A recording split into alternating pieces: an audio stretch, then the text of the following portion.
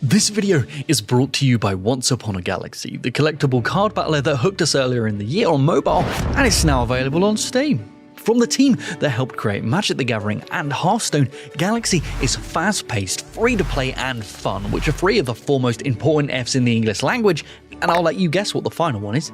It's fun. You'll put together a crew of iconic characters from across myth, legend and fiction, like Lightning Man, King Deceiver, and Whale Obsessor, in the most satisfying team-up since the combination of Pizza Hut and Taco Bell in one building. Yum? Question mark? If you like your games easy to pick up but incredibly deep to master, then Once Upon a Galaxy is for you. So what are you waiting for? Head over to Steam or your mobile app store of choice to start putting your Once Upon a Galaxy crew together today.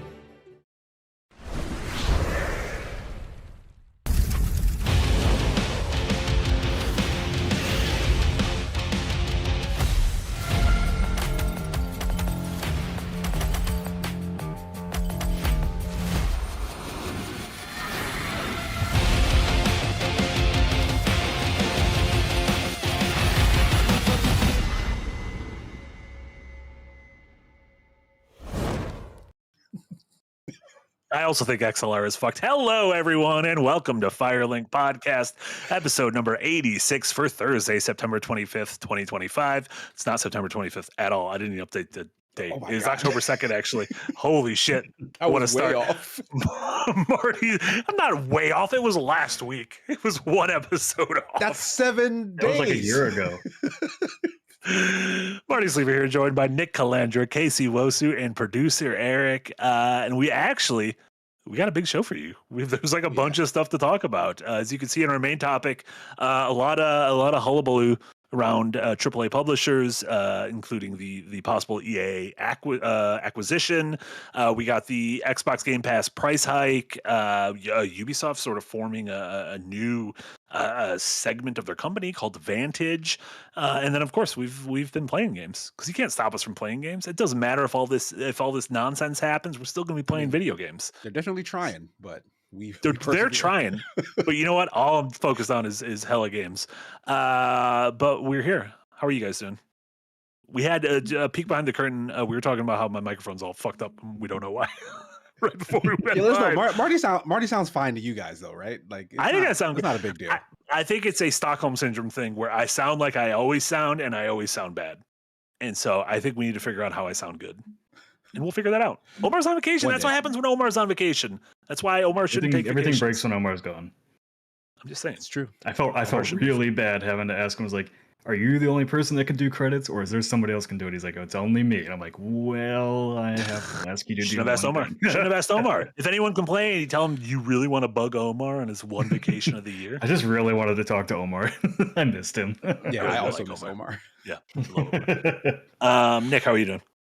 I'm doing pretty good. It feels like I don't know how it's already a week ago because I wasn't here last week for this podcast because I was out of town for that wedding last weekend. That's right. Yeah. Any good song? Good food at the wedding? Any good food? Yes, we had champagne chicken, and that was really good. Champagne chicken. How was that prepared? I have no idea. I just ate it. A lot of bubbles. Really good. no bubbles in it. I don't even know if it was just a chicken breast slammed with a champagne flute. Like just a real wet piece of chicken. Just soaking. But champagne. They also had like these like cheesy potatoes that were really fucking good. I don't even know if they were potatoes, but it tasted like potato. And sure. Yeah, that was salmon. You didn't even realize that was salmon. It wasn't even potato. No, I had pork too. Good food. Very nice small wedding. But also people? I don't. It was only like 50 people. But I don't want to be. Well, I'm not gonna say I don't want to be, but I don't want to be a groomsman again for a while because I'm tired of buying suits. Sure. I've gotten every color. I've gotten every color besides brown now. You gotta hit a point in friendships, and then you gotta back off and be like, "Oh no, I'm about to cross a boundary." Yeah, I can't be this good of a friend to you. That is fiscally irresponsible. So you I'm buy back your off own a little beer this bit. weekend. Just ghost someone for a couple months, and that's an easy way to not go to a wedding. Casey, how are you doing? Doing okay. Yeah. A lot has happened. Like part of the news is the job I work at. So yeah, I've been getting a lot of those things happening. Like there have been shakeups for me personally with that news. I've said to the folks at Second Wind already, but since most of you guys out there know that I do work for Ubisoft as a community manager, specifically on Rainbow Six Siege. Rainbow Six Siege is one of the games being pulled into that Vantage Studios thing. Because of that, I have been shuffled out. So I no longer work on Rainbow Six Siege. I'm going to have a new position. Well, I'm technically still on Siege now, but in the next couple of weeks, I'll be moved into a more internal CM role. So more on that in the future, I guess. But going forward, I'm not going to be tied to any particular brand. So I don't know. Maybe that gives me more free reign to talk about the stuff that Ubisoft does, but probably not. Just in case I want to, continue I heard a rumor that every Ubisoft employee was forced to adopt a rabbit. Is that true? Did you have to legally way adopt? Before this? Well, when Casey talked about that other cat that somebody was trying to drop off. If Casey's ever had to leave midstream, it's because there's a rabbit going nuts in the basement. It is losing its effing mind. No, the rabbit thing is like you don't have to adopt one, but there is an internal love for the rabbits that I believe is fully performative. Oh. But I don't want to get into the whole big conspiracy theory. I don't give a shit about rabbits, but while in the network, rabbits are great. I know people who work for Universal and they fucking love their minions. Like those people ride or die. Like I will die 1,000 deaths for my minions, and I was just hoping it would be some. People love the minions. Fred, that might be the name of one of the minions. George. I don't know what they're called, but they got like human normal names. Look, we can go down this rabbit hole. This rabbit hole. The growth in popularity for things like the minions is a sign of what's wrong with this country. Oh, everyone, the world. Okay, minions are beloved globally. Kevin, that was globally. It's a problem. Yeah, we're getting dumber. Yes. And thank you, Eric, for pulling up the very next. Yeah, what are those little guys? These little Ewoks that people are like losing their goddamn minds over. What are they? If for anyone listening, Eric put up a picture of what are known as Labubu, and it's the think Furbies, Beanie Babies, like Beanie Babies. Yeah, it's a physical sort of item thing. There are different kinds, and it's a craze where people collect them, and they have no value. There's nothing interesting about these things, but folks are losing their minds. And Adam Conover, I follow his YouTube channel. Sorry, I banged my table.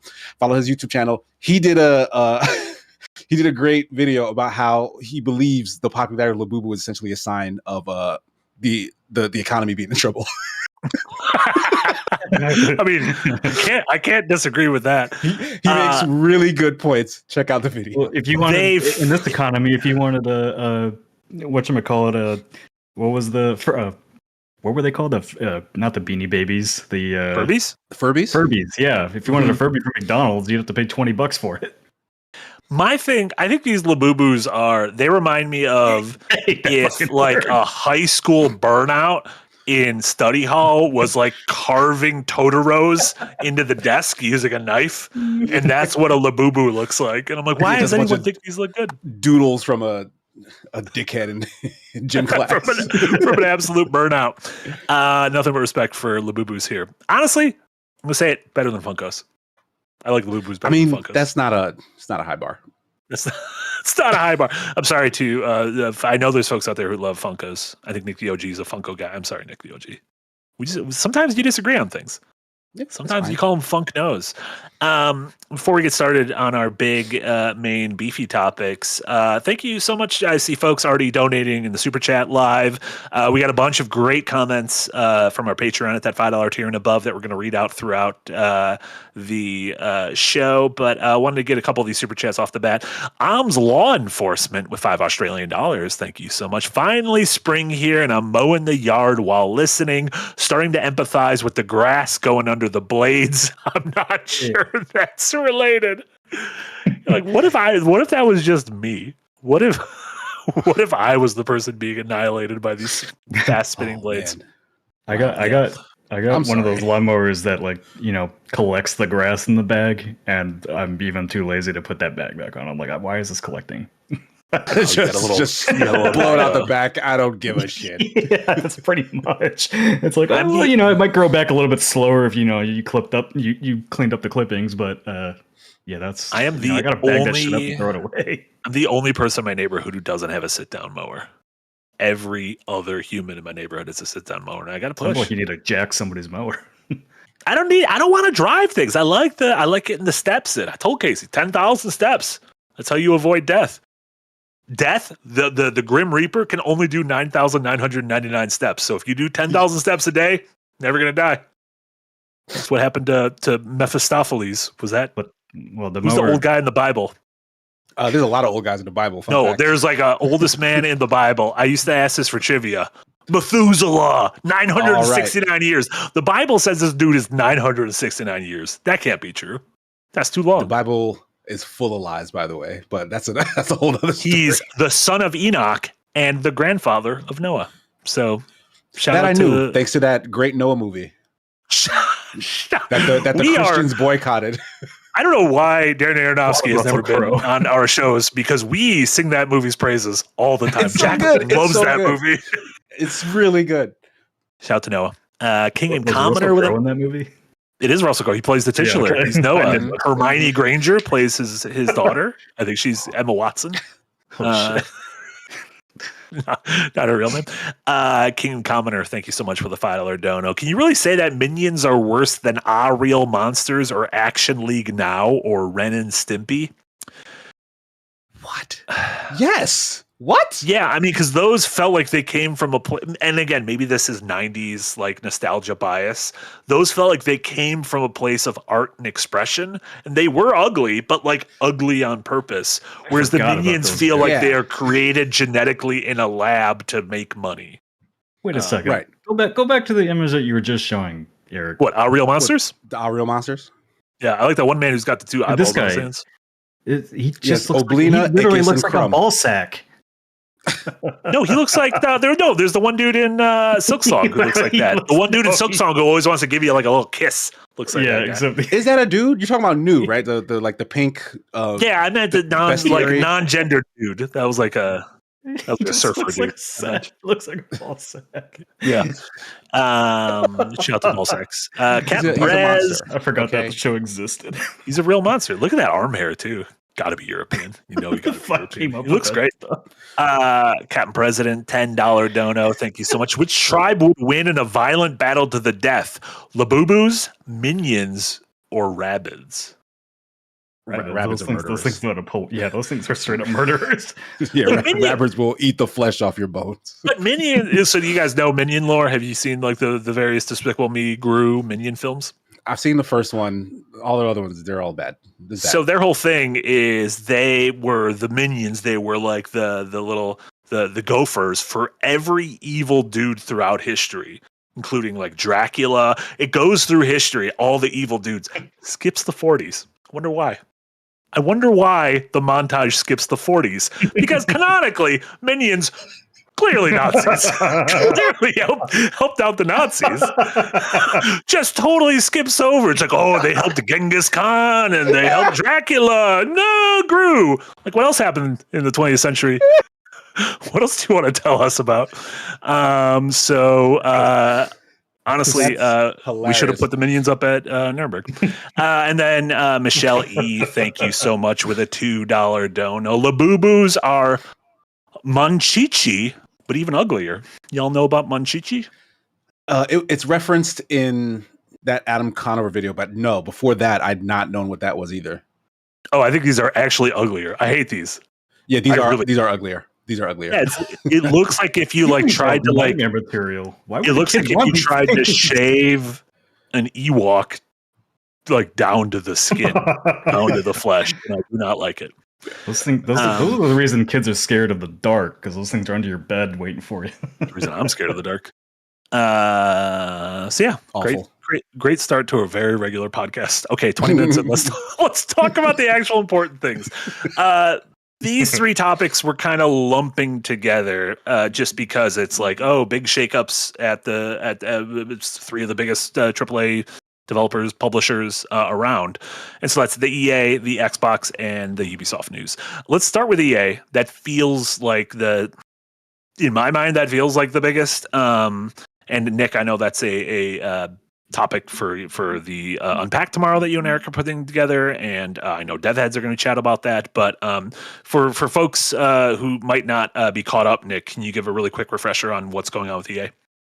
Yeah, so EA is being sold. They're not sold yet. The deal's not going to close until Q1 of 2027, but they are being bought by PIF, which is the Public Investment Fund of Saudi Arabia, which is a state-sponsored fund run by the Crown Prince Salamani, who you might remember. Solid record. Never done anything bad. Yeah, you might remember him as murdering and chopping up the Washington Post columnist. Jamal Khashoggi. Yeah. Yeah, that's what he's known for. The other buyer is Affinity Partners, which is Jared Kushner's firm. Great. Never done anything which started up 6 months after Trump's first term, and wouldn't you know it, the Crown Prince is his main investor of $2.5 billion, and there's a lot of allegations around that Jared Kushner got that money because he defended the Crown Prince very staunchly for the murder of Khashoggi. And then the other group and part of this deal is Silver Lake. They're a private equity firm. Not a whole much about them. They're just, kind of money men that invest in things. But yeah, probably not. Well, Saudi Arabia has a ton of investments around the games industry in too many companies to name on this, but I'd name a bunch of them and unpack tomorrow. But they have money in Nintendo, they have money in Embracer Group, they have money in EA, obviously, they have money in everybody, basically. They have money everywhere. Capcom, even Nexon. But this is the first time that the Saudi government will have a controlling stake in a publisher, in an American publisher at that. And that's uncharted. So we've never been there before. We don't know. Yeah. We don't know what that looks like. We don't know what kind of influence they're going to have over the games and stuff. I'll assume that major changes aren't going to happen right away because you want to keep making money, right? And if you piss off the fan bases of these games more than you already probably have by having certain people involved like Jared Kushner, that'll hurt your bottom line and you got to pay that back. So the deal is structured as $36 billion. Well, EA is being sold for $55 billion in total. $36 billion of that is in equity. However you want to define that. I don't know what that looks like for anybody. And then the other $20 billion is a debt, a loan, basically, that is on EA to pay off, EA and its employees to pay off, basically, which is insane. So pretty much everybody that I've seen talking about it is this is bad. This is just bad. The debt is bad because EA is just gonna focus on their profitable franchises. That means the sports games and monetizing those even harder than they already are, and Battlefield and The Sims, and that's in their mobile sector, and that's really about it. I'm sure in Unpack tomorrow I straight up say I don't think BioWare is going to survive the next 12 months. I think BioWare will be shut down before the middle of next year, if not before the end. You think it'll be shut down before Mass Effect comes out? Oh yeah, I have zero confidence that Mass Effect is ever going to make it out the door at this point. Just knowing that development team is, they weren't even in full production this year yet. So, no, that's not going to happen. I'm not worried about Jedi 3 coming out, and I'm not worried about Zero Company, the strategy game, because those are fully revealed and pretty close to being done as far as I know. But yeah, any original properties out of EA? They already canceled the Black Panther game. Mm-hmm. Are they going to cancel that Iron Man game? Because we haven't heard anything about that. That's been in works forever. I don't know. Yeah. And So I mean, like, you know, EA as you know it, like I just don't see it existing outside of their sports games at this point, and Battlefield, and even that's not really a sure thing. Like, is Battlefield 6 going to hang around for the long haul at this point because they want it to be a massive franchise? We were talking about the like completely unrealistic expectations they had going into Battlefield 6 of like the number of players they wanted. And, like, that's absurd. Like, this game will fail. No, but even if it's the biggest game of the year, it will fail your expectations. And it's especially sad because for Battlefield 6 in particular, like there's a lot of excitement around it. Like folks are looking forward to what they're planning with Battlefield 6. And just like several of those stories, news like this takes the wind out of those sales. Like takes the wind out of the online space, but the casual person isn't going to have any idea that this is happening, I think. Maybe that's... But this is a rather big news story. So like even I feel like this will come across even the more casual fans desk, but whether they care or not, I guess is a different story. It's a news story now, but it also doesn't close until Q1 of 2027. So no. Yeah, I think that's one thing is I think we're not going to see the impact crater of this thing for a few years. Well, I think we will see. I think we'll see mass layoffs in the next 6 months at EA as they start cutting down their costs to try to get out of the way of that debt as fast as possible by the time this closes. Yeah. So I cover all that and unpacked, and then the other part that's obviously like this deal to me is just corrupt as fuck anyway. One, because Jared Kushner's involved and he's the son-in-law of Donald Trump, and the FTC chair is Donald Trump lapdog as well. So there's not going to be any pushback on this deal going through. It's gonna enrich Trump and his family again. So which is again, that's part of the why you see these major media companies, whether it's Disney or Universal or the with the HBO stuff, why you see a lot of them kind of holding back. Even like the Pokemon company with that, like having their fucking assets stolen and used in ICE videos, kind of didn't push back. Because it's one of those, if we want to play the acquisition game with an American company, then we kind of need to kiss the ring of this genuine piece of shit who's like, all he wants is to tell people, for people to tell him he's special because his father never told him that. Man, when the whole Jimmy Kimmel thing happened, I canceled Disney Plus immediately. Like I canceled Freedom too, and then and it's like I kind of said on social media, like it's a little bit performative, obviously, because if like really gonna stand my ground, I would cancel Amazon and every fucking service bad. we use. Every company. You'd have to live in the woods is kind of where you end up when you go down that route. And I got to Ghost Protocol it. Yeah.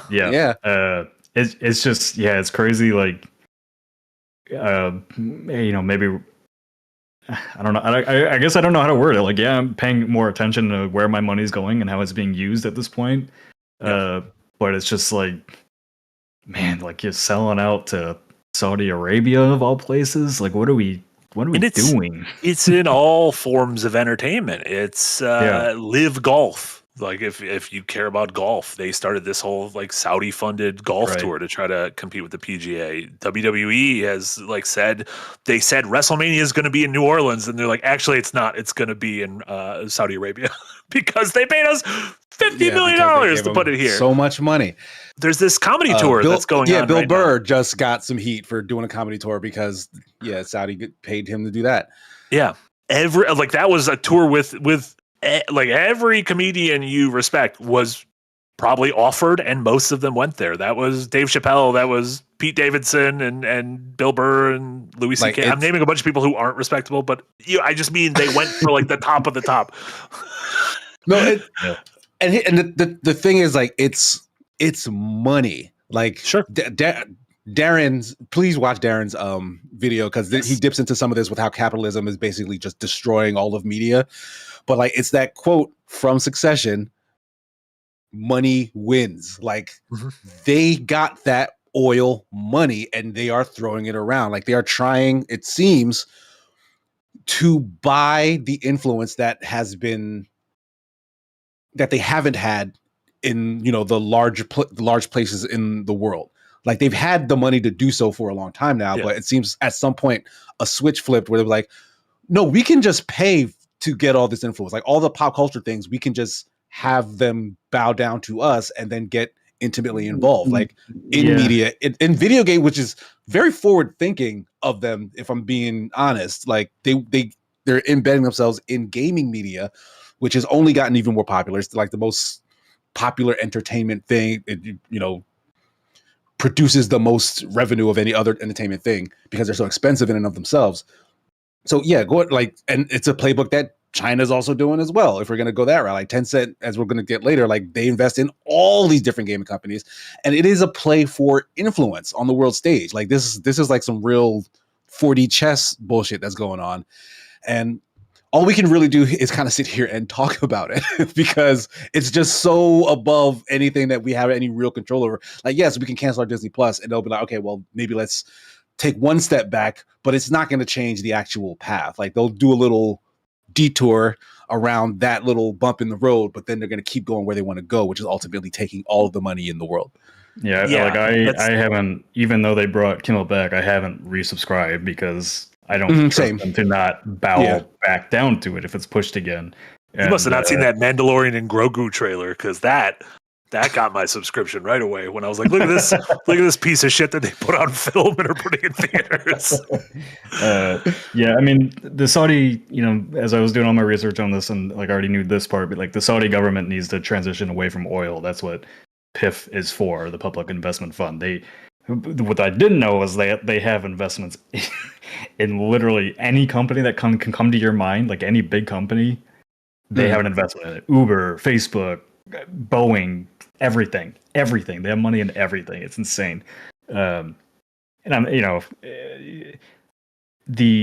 as far as like the hand that they've had in the games industry so far, even through like Savvy Games, which is not PIF, it's a separate offshoot of a fund from the Saudi government, that hasn't really, as far as I know, changed really anything.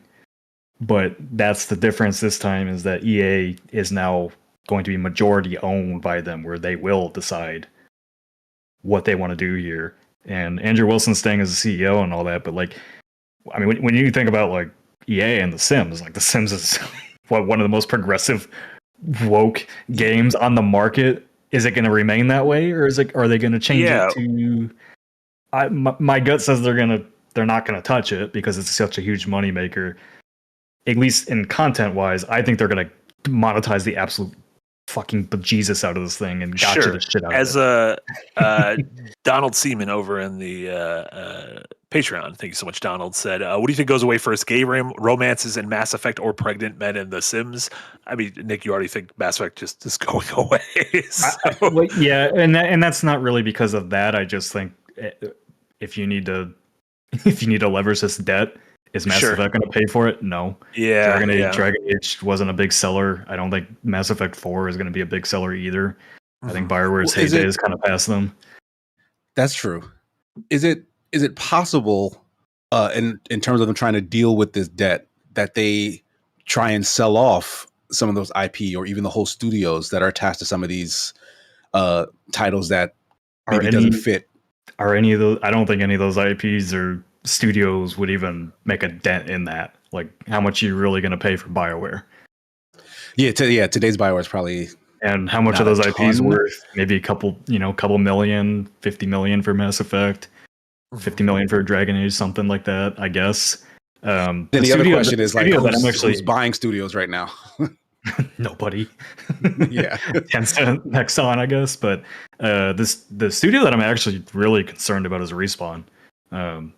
Because right now Apex Legends is their moneymaker. They have Jedi, but outside of the Jedi team, the FPS team has had every game they've tried to make canceled under EA. And so, like, are they just going to become a Battlefield support studio going forward, which would be a terrible fate for them? I would hate to see that. So Would they not double down on Apex Legends? Like they have a legitimate player in the battle royale field. Like no one can beat Fortnite, but at least you can be like second place. Apex has been declining for years. So like, do you launch a new Apex Legends? Do you what do you do at that point? I don't know. Well, because in contrast to the Ubisoft deal, which will come up in a bit, like they did this acquisition and were left with debt, whereas Ubisoft did not an acquisition, they did sort of a buy-in and were given cash. So like, they intend to try and put that money towards boosting, their bigger franchises. In this situation, it's like you're starting in a hole. So you're going to try and because layoffs will undoubtedly happen, but you're still going to try and squeeze more revenue out of the big ones that you do have. That seems like a house of cards. I mean, yeah. I mean, that's why I think. Yeah, I think you turn. I think you turn like Ultimate. I mean, Ultimate Team is already loot box, Skinner box central for FIFA, but now do you turning into gacha where you have to make single character polls that try to get messy, right? Like Ronaldo is my waifu. Yeah, I mean, but if you want to make money and you want to get the whales in, like, what other way are you going to do that? What franchise does EA have that's going to sell Call of Duty numbers? You don't. Sure. They don't have one. So yeah, I really. How did the latest FC do? Like with them losing the FIFA name? Like, what was there like a significant hit without that name recognition? Yeah. The reason EA had all the big layoffs this year were because EAFC and Dragon Age undersold. And I don't know how this year's FC is faring because the reviews were. I mean, it's just more FIFA at this point. Like more kicky. In Ryan I in the Patreon has a comment that kind of can lead us into the Xbox portion of this, but with thank you so much, Ryan I said, while it is true people often say there is no ethical consumption under capitalism as a way to excuse themselves from moral obligation when buying shit, what's the best way to properly support / get the word out on good indie, and what's the best way to send a message to publishers that are funded by bonesaw money or self-censor in acquiescence? Even beyond the Saudi buyout, the U.S. government has started calling Steam, Discord, and Twitch CEOs to address woke radicalization on their platforms. Like, do we have any like concrete, like if this is important to you, here is like an actionable item? Because I ask the same question to myself every day. And, it's tough. I most of my things I kind of keep like, I'm not a big fan of like preaching, and so despite the fact that we fucking gab on this podcast all the time, but like. I kind of make like personal decisions, and I'm like, where is my line, and what do I feel right doing at this point? Yeah, I mean, my personal take on it with how everything is really bad right now is like the only way out of this shit is voting and with your wallet. Like Marty said, make your personal choices on what you're willing to support. Like.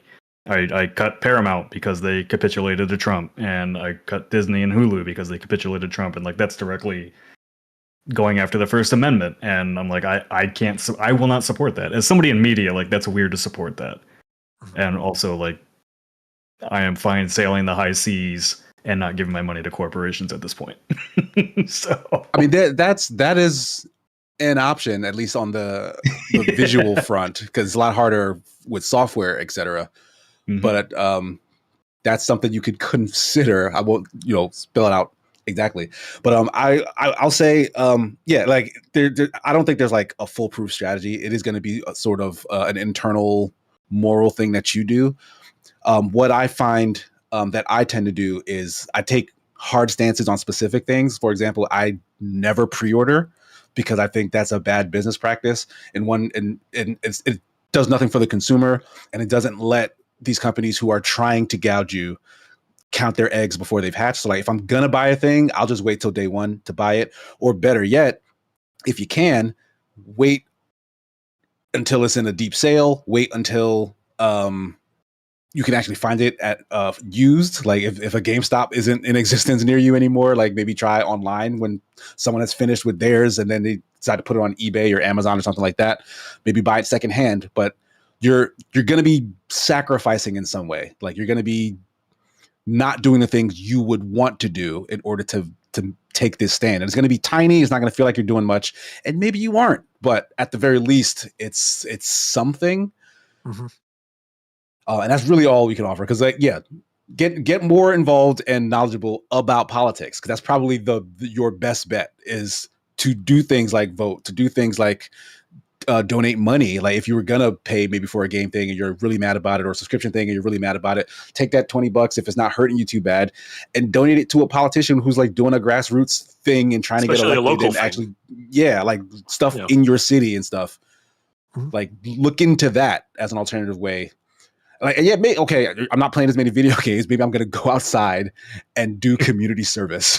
That's what I'm going to do with that time. Maybe that's enough. Listen, and while you're doing it, you can play Pokemon Go, which definitely has no ties to the Saudi government. So you're be totally fine. I don't want to like repeat any of like the taglines of like no ethical consumption or capitalism or whatever. Like it really is just do what your moral compass tells you is right. Sure.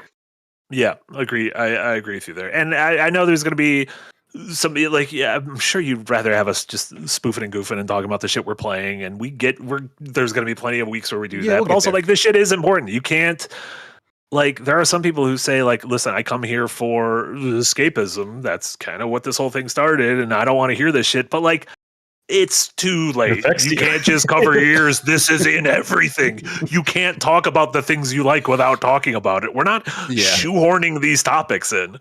Like they're here. And they've been here. Like honestly, give us a little credit. It took us a long time to get here. Listen, the fact that we went as long as we did would be like, oh, it's fine. Now it's like, fucking, we can't not talk about it. So, yeah. No, I was really like I was really heartened by like the response to Darren's video, and it was a big topic for him to cover, and Unpacked is gonna is pretty similar tomorrow in how I cover that topic, and just outright, I'm not gonna hide it, like outright, this government is fucking fascist. Like what they're doing is trying to control our media and do everything they can to do that, and it affects our daily jobs now. Just being on social media, like, and trying to do our work, and like YouTube, doing AI shit, and like it's never ending these days. But there's still joy to be had, and we still enjoy our live streams and being around each other. You gotta take solace in that. But yeah, I think if you just want pure escapism, like, sorry, we live in the real world too. Remember the real world? Do they do that anymore? Bunch of weirdos in a house having like PG-13 sex, and there are 30 different versions of that now, and it's all worse than the real world ever was. What about Road Rules? Remember it was like, it's gonna be real world, but we're gonna fight each other. But in an even smaller space. But in an RV, and we're gonna punch. That of the three stories, that felt like the one with the most meat on its bones, so we could probably get through the other two a little bit faster. Xbox Game Pass had a massive price hike and restructuring. They've separated things into 3 separate tiers. If you were on the Game Pass Ultimate tier before, you were probably paying $20 a month. That is now $30 a month, and that does include. Increase. That's a large increase. That's a 50% increase. It does include things like they've promised 75 day one games a year, including all Xbox published games. They're going to be folding in stuff like Ubisoft Plus Classics and EA Play, a Fortnite crew, which I'm going to be honest, I don't know what that is. I don't know. Maybe you get that Leonardo DiCaprio one battle after another skin for free. I don't know. Did they put a one battle after another? They literally did. I think Warner Brothers spent so much money on this movie, and they had no idea what to do with it. They were like, "We spent $150 million making this movie, and no one's going to go see it. What do we do?" And like, put it in Fortnite, which is very funny. And then there are still $10 a month tiers and $15 a month tiers, but those don't include, day one games and first party games and everything. This came on the heels of Xbox at TGS just recently saying that Game Pass is profitable. We believe in Game Pass. How do you guys feel about this? Casey, I know you're an Xbox fan.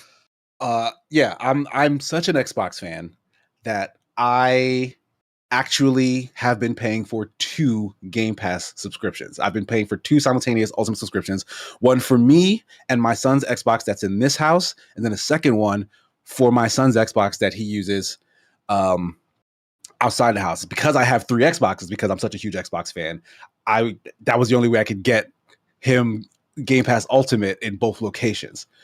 I have had to sacrifice my son's subscription after this. Yeah, that's insane. It's insane. But no. I still work in games. Sure. So I feel like it's justified for me to use it. And I actually use it a lot. So sorry, son, good job in games. when people would say that, it's still doesn't even cover the value of Game Pass, they're not wrong in that, $30 a month for what you get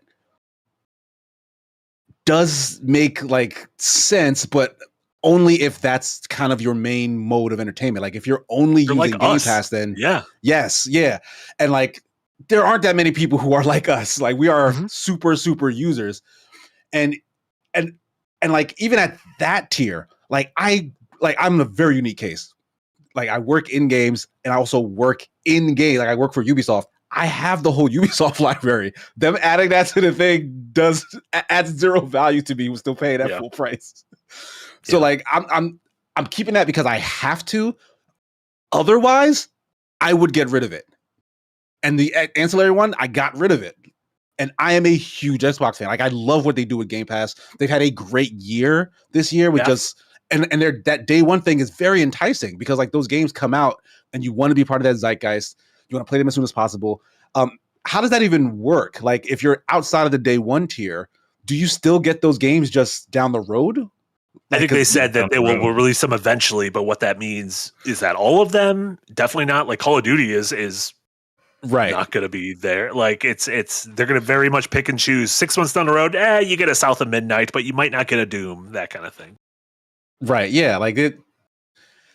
For me personally, it feels greedy. It feels absolutely greedy for them to say out their mouths that it's profitable, whether that's a lie or not. If you're going to say that and then turn around and raise it, I don't understand what kind of perception you would think the public would have. They just laid off a ton of people and then they spent $20 billion on just AI, knowing that it's bad. No, all of the AI things are really shitty, and they threw $20 billion at that, and then are charging us an extra 10 on the subscription we're already paying after a not so long ago price hike on the subscription anyway. $21 is a new thing. It used to be $15 a month. I'm locked in for 2 years. A little while ago, I found a deal on it. I got 2 more years left. Well, but Nick, I'm happy to hear that. Yeah. Luis Perez over in the Patreon said, will you guys change or cancel your Game Pass subscriptions? We know about Casey. Nick, how do you feel about that? Yeah, so I'm of 2 minds of this. One, 30, first of all, every subscription is getting overpriced. Netflix has raised their prices 3 times in 2 years. They just keep doing it. Disney Plus has just bumped theirs up to $29.90, $24.99. Grogu's coming. Yeah, all these subscriptions have all increased their prices, and Xbox Game Pass is kind of one of those subscriptions at $18 a month. You set it and forget it kind of thing, because if you play one game, it's paid for, right? Now at $30, that is now they set it and forget it. That is something you notice on your bank statement every month of $30 for a subscription. Yeah. So if I was not in games media, I would cancel it because it's just at that point I'm just going to buy the games I want. And taking the whole reason you get Game Pass is for the day one exclusives, and removing that from the $15 tier that is greedy. That is greedy. Yeah.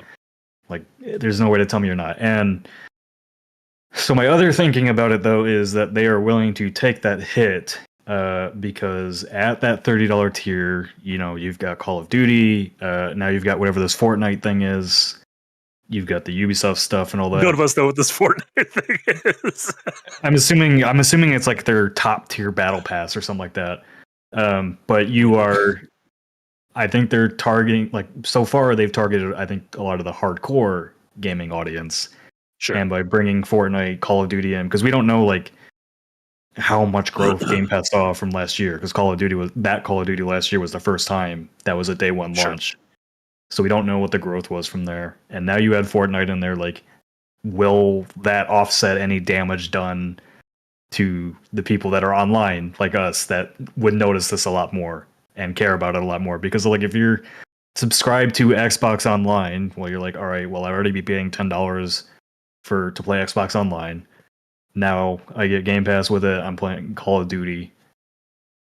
I can see how a very casual player that's not subscribed to everything would justify it pretty easily. Does Call of Duty have a similar? Because again, now, I'm assuming the Fortnite thing is a premium battle pass that just renews automatically and just get all the things, right? Does Call of Duty have a similar sort of premium version of their battle pass? Yeah, an NRA they do. Yeah, it's called like Black Cell, but it doesn't come with Game Pass. So I don't know. Oh, it's its own separate thing? Yeah, it's a separate thing. So like like it's a subscription thing that just it's a monthly, because I want to say that Siege has one too, actually. Where like you're just like it's a thing. I don't pay attention to it.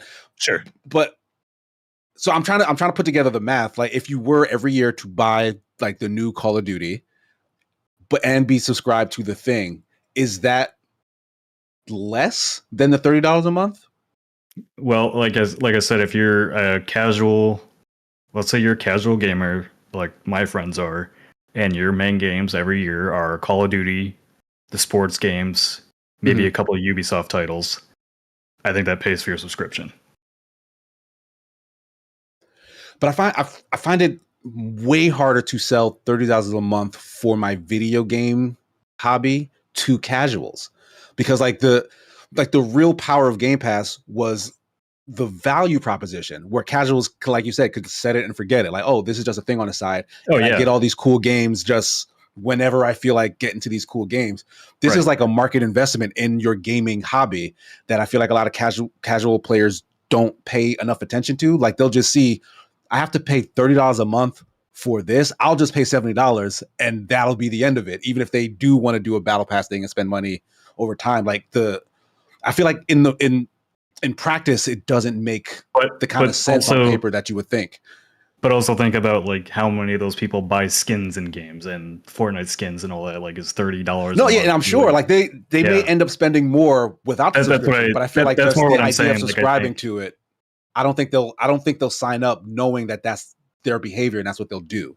Yeah, that's what I mean. Like, we just don't know like what kind of bump it got from Call of Duty, and like we know it was big though. Yeah, like, but that's what I mean. Like, are they willing to take the damage hit, the initial damage hit, for the long-term payoff of getting more whales in there at $30? That's what I'm wondering. It's greed. It's greed. Like, it's 100% greed. But Casey brought this up earlier, but also in the Patreon, Ergot Poisoning with a great point said the Game Pass price hike is particularly jarring given the current crop of goaty quality indie games that just got released. I maybe just about got enough value out of playing day one releases for my $20 a month over the past few years.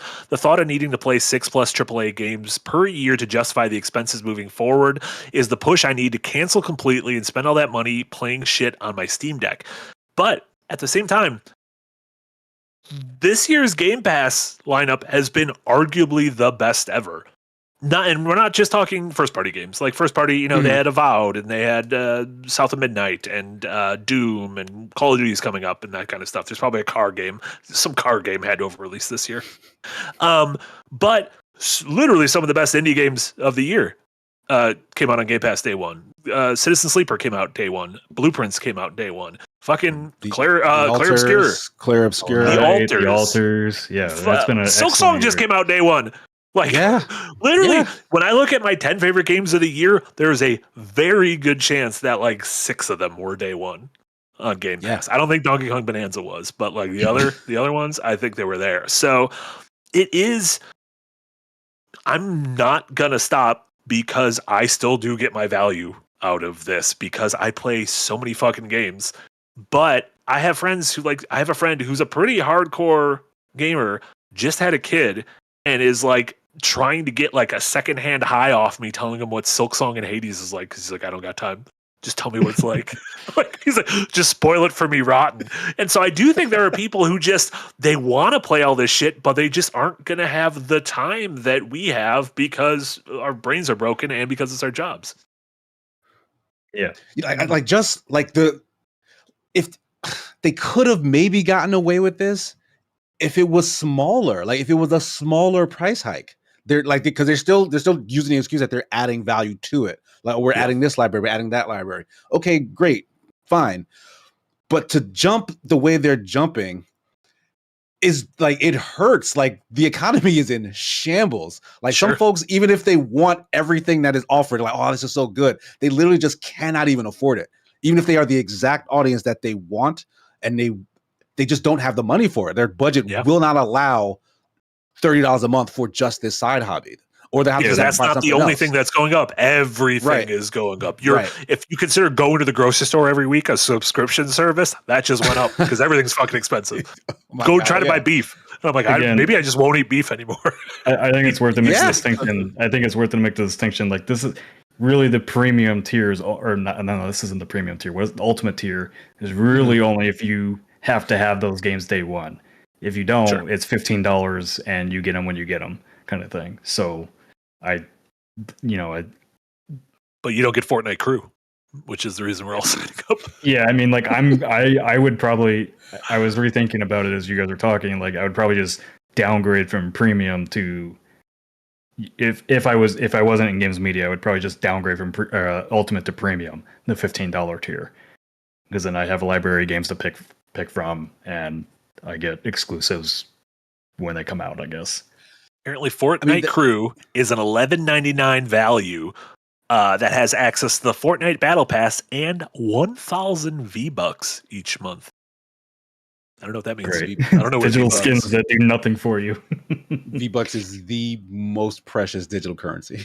I heard on my anime podcast I listened to, one of the hosts is the co-writer of the upcoming One Punch Man movie with Dan Harmon, and she is obsessed with Fortnite, and she was talking about how they put Saitama, is that his name? The main guy from One Punch Man? Saitama, yes. They put him in Fortnite. However, there's like a thing in the One Punch Man clause that he is the strongest. Like, he literally, if everyone else is 999, he's 1,000. He cannot be beaten by anyone. He can't be beat by Goku, can't be beat by Thanos, can't be beat by Darth Vader.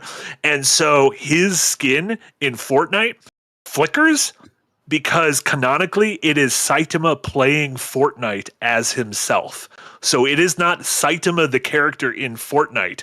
It is Saitama playing Fortnite as himself, but Goku is the real Goku in Fortnite, and Darth Vader is the real Darth Vader in Fortnite.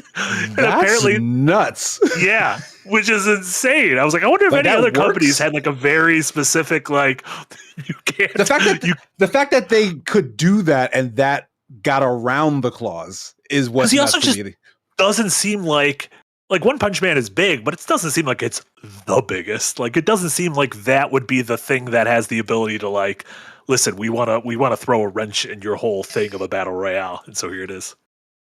Yeah, that's great. I love that.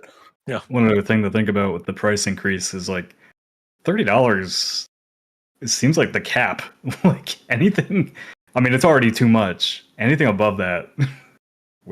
Or are they going to start charging $40? They've already raised the price 3 times. I think $30 a month is the most expensive outside of my phone bill, which I guess doesn't really count, but it's like the most expensive entertainment thing I have. It's more expensive than anything else. Like, I guess I don't have cable anymore because I spend $300 a month in various things that become cable.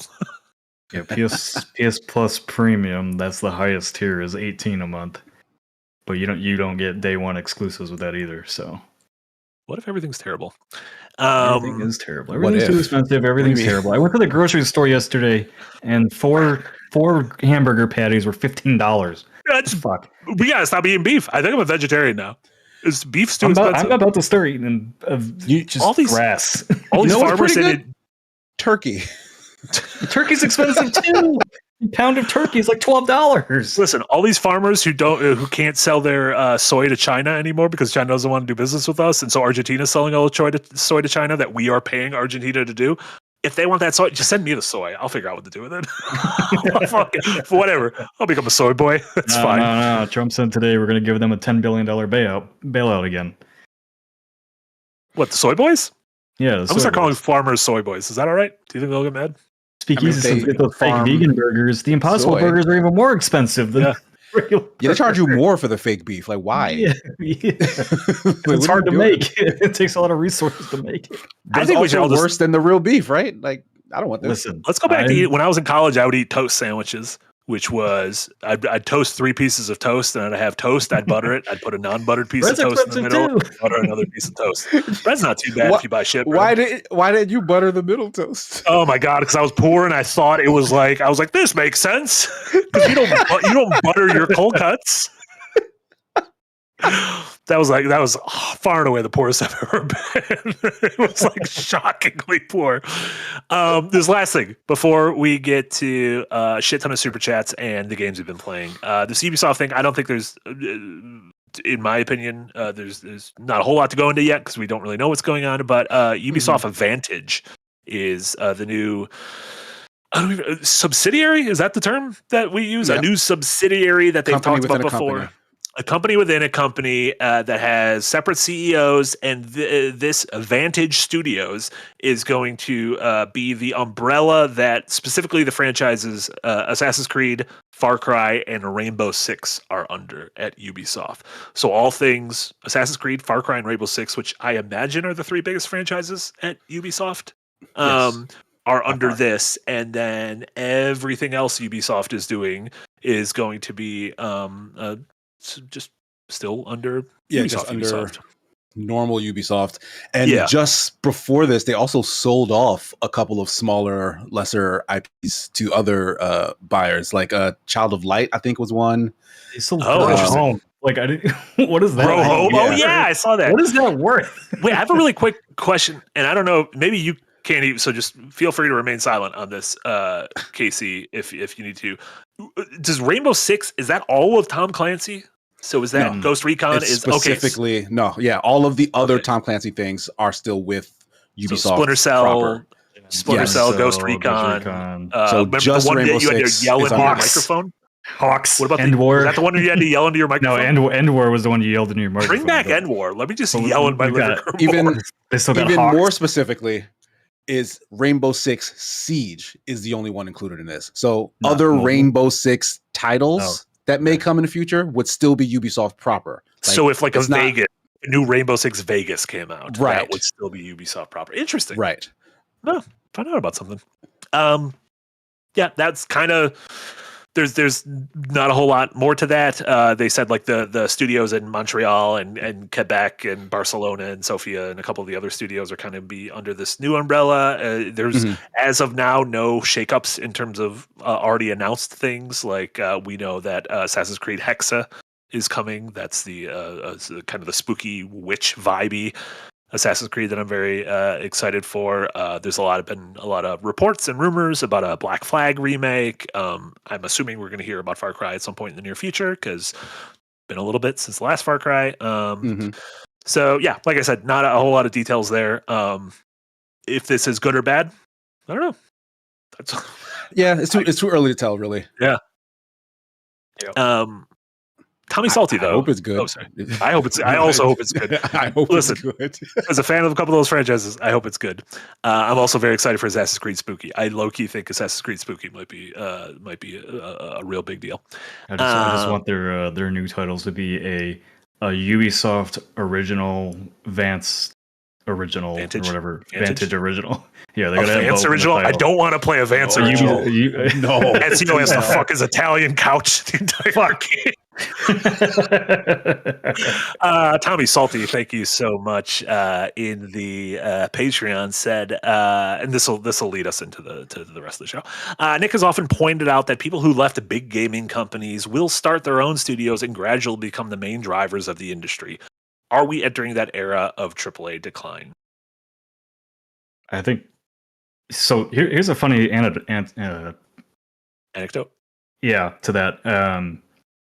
My friends and I were talking about like what big games have come out from like Western AAA publishers that were like Game of the Year material, and I couldn't think of like hardly any from like the last 5-6 years. Like Sony, I think Sony's kind of its own league at this point.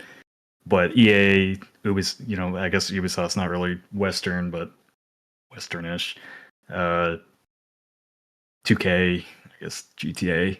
But again, that's kind of its own league. But out of EA, and they're Ubisoft, they're like hasn't. Yeah, EA, like the big three, I think Ubisoft, EA, and 2K. Really, even Activision, Xbox have really had a big, yeah. It's like they've really, really screwed the pooch on new IP and being fresh and exciting, and of clearly, with where EA's headed, that's the result of that. Listen, we had Prince of Persia: Lost Crown, and y'all fucking blew it. I don't know who the y'all there are, but we had a Game of the Year in a January, and anyone who didn't buy it blew it. It's kind of a very similar story with Xbox and Hi-Fi Rush. Like you had a game that was well loved, highly considered Game of the Year material, and immediately sort of just shit the bed with it. Both of them, those were subsequent Januaries as well. I don't know what's going on. Now I'm worried about whatever game's coming out this January because I'm gonna be like, oh no, I'm gonna lay everyone off. Great. Before we get it, no, I'm sorry. Go ahead. No, go ahead. No, just following up on that question. Like, there's an overfocus on the biggest of the big, and it is dragging down everything. And like we've been saying this over and over again, that like just making things smaller might be the remedy, but like these companies are so big, they're incapable of doing that. And when they do it by accident, they stumble over themselves because like it happened by accident, and they hate that it happened. Yeah, that's a big ship, and it does not make sharp turns. I think my AA is the new AAA video covered that topic. Tommy Salty. There you go.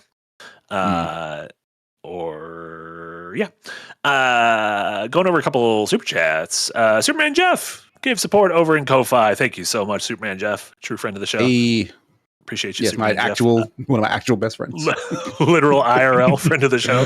Zoomare, thank you so much for a $2 dono. I stopped playing Niantic because Scopely bought. Yeah, so that was we mentioned that earlier with Saudi Arabia. Like, but it's funny because then Niantic has kind of spun off, and so they've are almost like rebuilding from the ground up, and that's what the Kojima project is with this kind of new Niantic, which is interesting. I don't know what that's going to be. Death Stranding, walk around your neighborhood and just a bunch of goop men. That probably sounds exactly like what that's going to be. Just hella goop men. What a monster! He would Kojima would never do anything wrong. Outside of everything, he would absolutely make you walk outside in your neighborhood. He would totally. I think I was listening to the episode you guys recorded last week on my drive home, and you talked about going around eating bugs, and so I think it's going to have you track down all the cicadas and eat those. Oh, that'd be good. Yeah, because you eat the little in Death Stranding. There's like the little floaty. Yeah, there's like the little floaty grubs that Sam has to eat. He's like, oh, now my piss tastes good. That's something Sam Bridges says. I don't think I should play any Death Stranding. It's so I think good. You should. It is so good. I've been slowly chipping away at Death Stranding 2, and I just your ship is called the DHV Magellan. And I just found out why it's called the DHV Magellan, and it is. I'm not going to spoil because it's like a legitimate spoiler for the game, but it is so dumb that it's just teetering on the edge of like, is this genius or no? Is this like incredibly fucking dumb? This is so dumb. Anyone who's finished Death Stranding 2 and knows why the DHV Magellan is called that will know exactly what I'm talking about. My favorite part in that game right now is that you can take the little puppet man and throw him up in the air, and he acts as your Ubisoft tower. He's your hawk. He's like your bird. Sam, throw me in the air. Yeah, little puppet man. You just throw him up in the air, and he's your little Ubisoft tower. That's so weird. So Sam, do you know who crazy. Paul McCartney was? Sam, throw me into the enemy base. Really great stuff. Captain President with a $10 dono. Thank you so much. Jared Kushner still sounds like Gilbert Gottfried in my head. Thanks to John Oliver. I mean, Jared Kushner, someone said he looks like a haunted doll that was given sentience. And he does look like that. He does look like a haunted doll that was given sentience. So there you go. Zoobmare with a $2 dono. Thank you so much. I mainly worry about Cal Kestis now in terms of the Jedi Survivor games. I feel like those are safe. Generic white dude. I feel like he's probably the safest. I think like a Jedi 3 is a pretty safe bet. Like what that game is going to be remains to be seen. Obviously, Stieg Larsson, the creative director of the last one, left. So we'll see. Will Cooling, thank you so much for a £2 dono. The Saudi's own SNK, and it showed with City of Wolves. Yeah, that was the King of Fighters game that came out where they put Ronaldo in the game, right? Made him playable character. Soccer player. Because I think the Crown Prince was such a fan. Yeah. So he just said, put him in the game. I don't care what it costs. You don't, you die. I like the idea of just like any fictional character or real person I like. Like, can I just be like, I really like Robert De Niro, the actor. You have to put him in this fighting game. You have to put 90-year-old Robert De Niro in this game. Because I say so. Everything is true. I'll be honest. They did a good job, though. Like, Ronaldo's fun to watch in that game. Sure. It just seems like King of Fighters isn't one of the fighting games, right? Like, not only you got Street Fighter, you got Tekken, you got Mortal Kombat, but you also like the Marvel Tekken? In South America, it's way bigger. Okay, like, that makes sense. It's a much bigger deal out of so like it does fit a little bit more culturally that way. So it's not like super left field. It is odd. Yeah, like that is for sure. Overzealous enthusiast said Daniel Day-Lewis or get the fuck out. I would love it. Put Daniel Day-Lewis in every EA game going forward. Murray, the demonic skull, said, "Is that really any worse than LeBron and multiverses?" I think it's not the character being in the game that's the problem. I think it's just the Crown Prince having direct influence over it. Like one person making the decision for it to happen. Yeah. I think the LeBron thing was mostly between Space Jam and he's the biggest part of Space Jam, Yeah, but I also just don't think LeBron's that. I think the best athletes in their sport usually aren't also the most interesting dudes. Michael Jordan, extremely boring. Tom Brady, extremely boring. Like, if you're that good, all you have is being that good. And so you need someone who's like a notch below, like a Charles Barkley or a Shaq, to where it's like you were never the best, but you were really good, and you also got that like fun CTE brain damage that I like watching. Like you got that fun. Like LeBron's too good. Right? Like I don't even understand. Like you're not even a person. You're just too good. You're just basketball. You are basketball. You're just basketball. I'm still so sad that severely underutilized Terry Crews in Crackdown 3. That was a wasted opportunity. I forgot that he was like the face of that game. Jesus. Beast Molly, thank you so much for the $5 dono. There will be no good video games in a hell world. We all live here whether we want to or not. There is no escape. Knowing things and fun are exclusive. Beautiful. Incredible. Laboratory Maniac with a $20 dono. Thank you so much. Here's the money I was going to spend on Game Pass next month before the price increase. Thank you so much, Laboratory Music. And also, here's a book recommendation for you. How to Be Perfect by Mike Schur, a great guide to making ethical decisions in this crazy world. Mike Schur, the creator and showrunner of stuff like Parks and Rec and Brooklyn Nine-Nine and The Good Place. I think he's also the head of the DGA, the WGA, the Writers Guild. He's always like fighting for like creative rights and workers' rights. I've listened to a bunch of podcasts. He's amazing people. He's also Regis Philbin's son-in-law. He married Regis Philbin's daughter. And he married Vanna White. Say no, that's not his daughter. Not only is it the wrong show, but I don't think you understood the relationship between Pat Sajak and Vanna White. He also has a very funny story about how he married his wife and Donald Trump came to their wedding. And this was like long before Trump was in politics. And Trump gifted them at their wedding, he gifted them a big vase. And he was like, why? Like, what a weird thing to gift someone at a wedding, a big vase. And then he saw he saw an interview of Trump giving an interview at a Trump hotel, and the big vase was in the background. And he's like, this dude they just bought hundreds of thousands of these big vases, and he just took one of them and gave it to us. It's just like, what do I have at work that I can take and bring to this wedding? God. Here's a large vase. I expect that tracks completely. What type of person he is. Yeah. Captain President with a $10 dono. Thank you so much. Can we all just take a moment to shout out Eric and his ability to pull up the perfect image at a second's notice? The man is unbelievable. It scares me a little bit. Listen, not all heroes wear capes, but I will tell you, Eric is always wearing a cape. As somebody that does investigative journalism, sometimes when he just pulls up shit like that, it's like, damn. You're just like, oh no, what does he got on me? I think you missed your I feel like Eric's got a file on each of us, and I'm worried about it. Does. Just never get on his bad side. It's that easy. If any of us go rogue, Eric is going to rein us in. Yeah, people have made videos about me before. I'd be terrified of Eric making a video. I don't want the Eric one. That's the one that would really fuck my career over. Lupui, thank you so much. Been in the Green Gang for a year. I will jump on Game Pass for a month and then off for 2. I mean, I know some people who do. It's like what do they call it? Railroading, where they get a different streaming service every month. So like this month is my HBO month, next month is my Netflix month, next month is my Hulu month, and they just kind of like binge whatever they missed in the time previous to that. So yeah, that's a lot of work in my mind. It is a lot of work. Power to them. It definitely saves you money. I just got a new phone for the first time in 5 years, and I got a new just updated my credit card that it expired, and so my new Your one Kojima came card, in. yeah. And got my Kojima card. Listen, the timing was just perfect.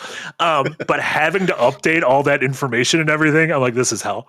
This is truly hell, having to update my information and everything. Literally this morning, I was like, Nick, I don't know how to use Slack on my phone. You got to just turn off all 2-factor notifications. Let me put Slack on my phone. Zubmer with a pair of $2 donos. Thank you so much. Game Pass is a bad value since adding COD and then follows up with PS Plus is a better deal. I still think Game Pass is... I think Game Pass and PlayStation Plus both have a shit ton of games that I like playing, so that... I don't know. I guess whether it's a deal is... I never use PS Plus. I have it. I just never Yeah, I canceled mine, I want to say maybe a year and a half, 2 years ago now, because like it just never got any use.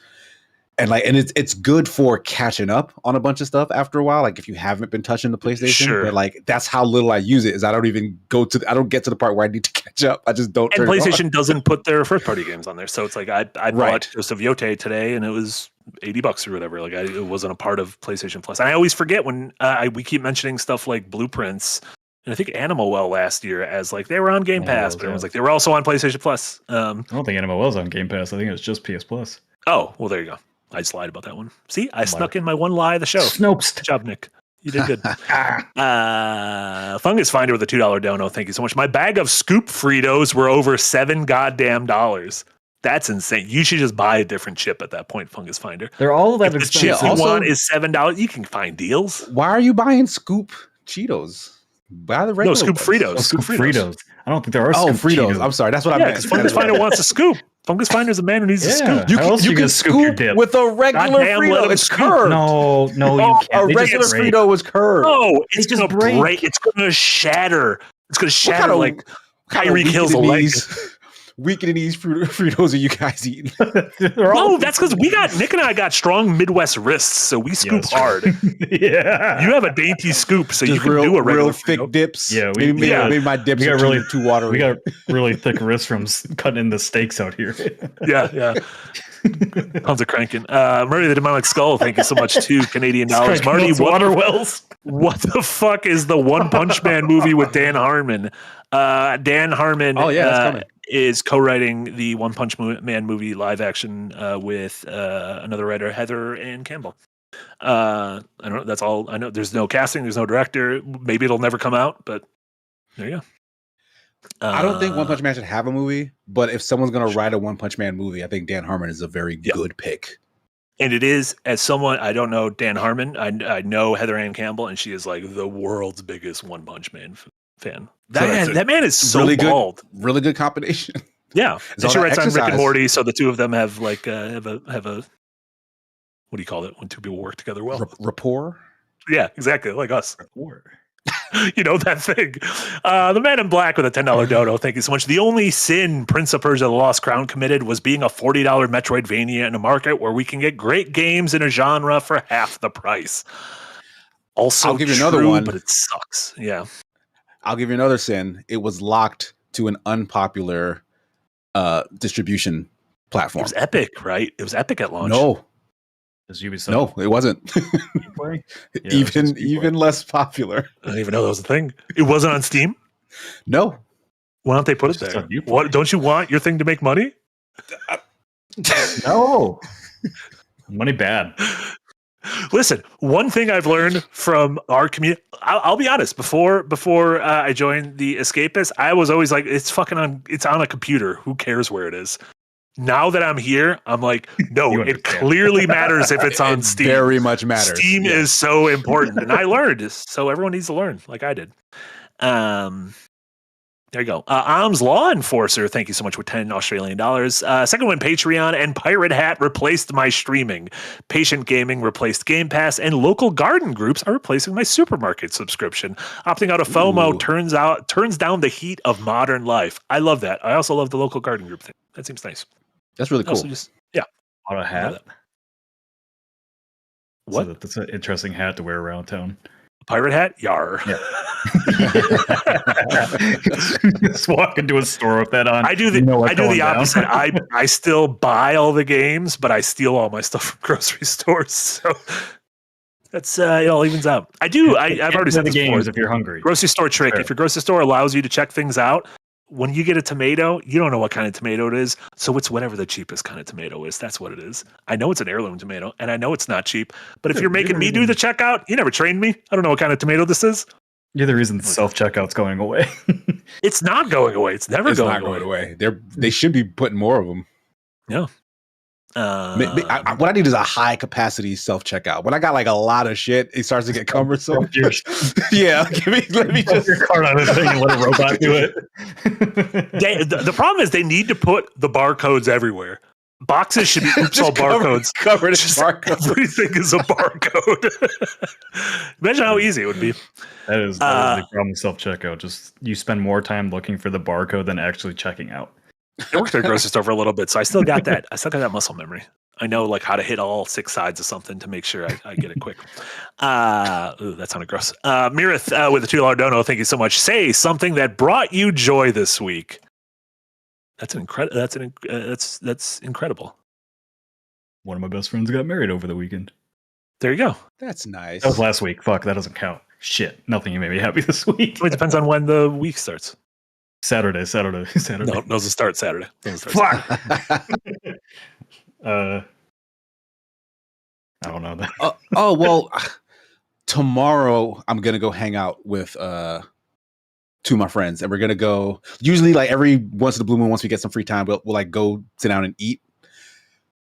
But we're going to an arcade this time. Nice. So I'm really looking forward to that, but that hasn't happened yet, so I don't know if that counts. That counts. It's happening this week, unless it we're going tomorrow. In the next 24 hours. Unless there's a massive electrical storm or something. I know a thing that made me happy. I put together our audience survey for Second Wind for as we prep for 2026, and as of the last time I checked, it had over 800 responses. And I only had to delete 3. I only had to delete 3 that were calling for me to be fired and that I sucked. And the rest were very, very positive about Second Wind. Almost every single one of them. That's cool. Incredible. Thank you guys. Nice. Not the 3 who wanted Nick fired. You guys. No, we can thank the 3 of you as well. Yeah, it's good feedback. No, we need actionable feedback. Well, let me just get back on Twitter for a little bit.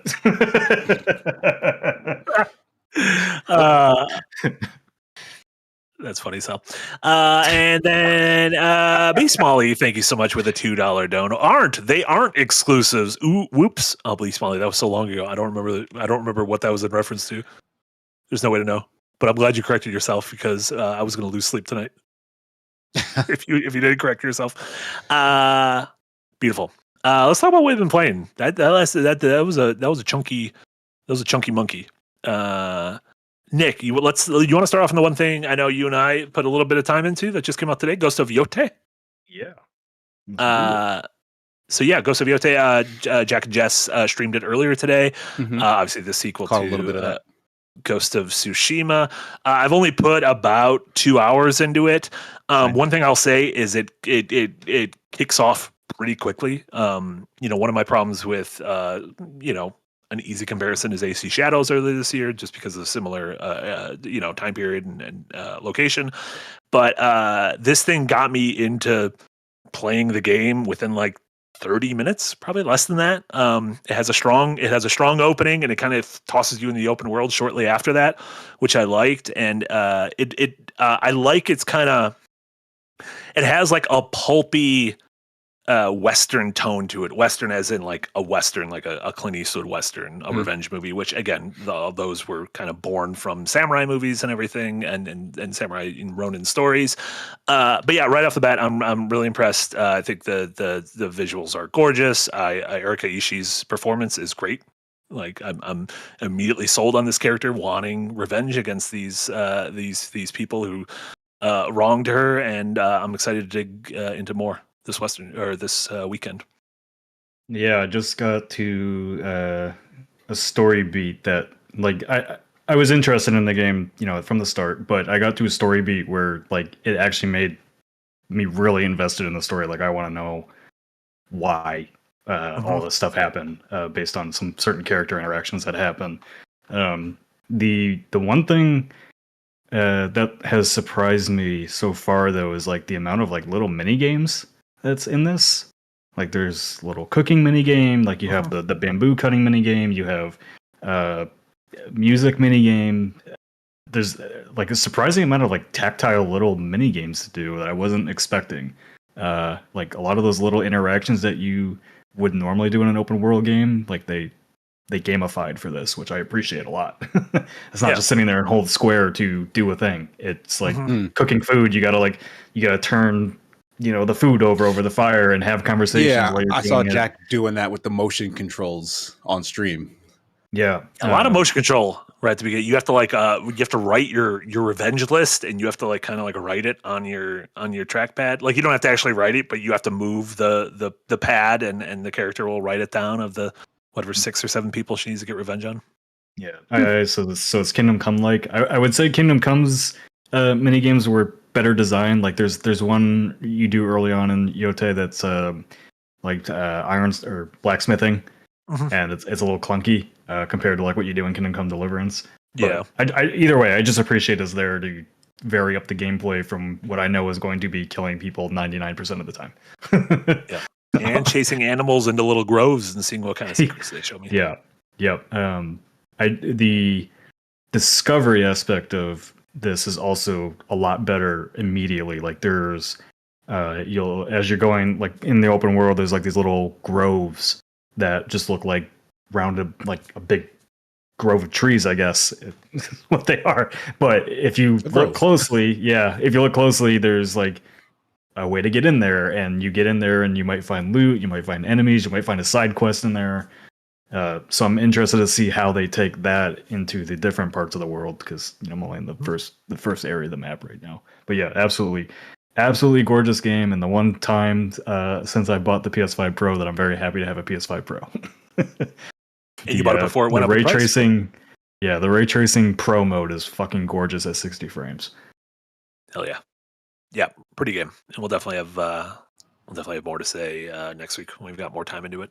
Nick, what else have you been playing? So actually, well, I'm gonna get yelled at by everybody, but whatever. Sure. I finished Hollow Knight Silksong up to the credits. But I did not. You could choose the credits from the main menu, Nicholas. I'm kidding. I'm the last person who gives a shit about this. I'm clearly the last person. What's your hour count? That's what I'm more curious about. 35. 35. Okay. Oh, that's chunky. Yeah, hours. I did a lot of it. I found most of the areas. I fought every single boss I found and beat. I did a lot of side stuff. Got I think 2 extra masks for my health, so I feel like I did a So you big finished chunk of the Act 2. game. I know. Without spoiling, because you finished Act 2. Yeah, I finished Act 2. Yeah. So that's where you roll credits. Yeah.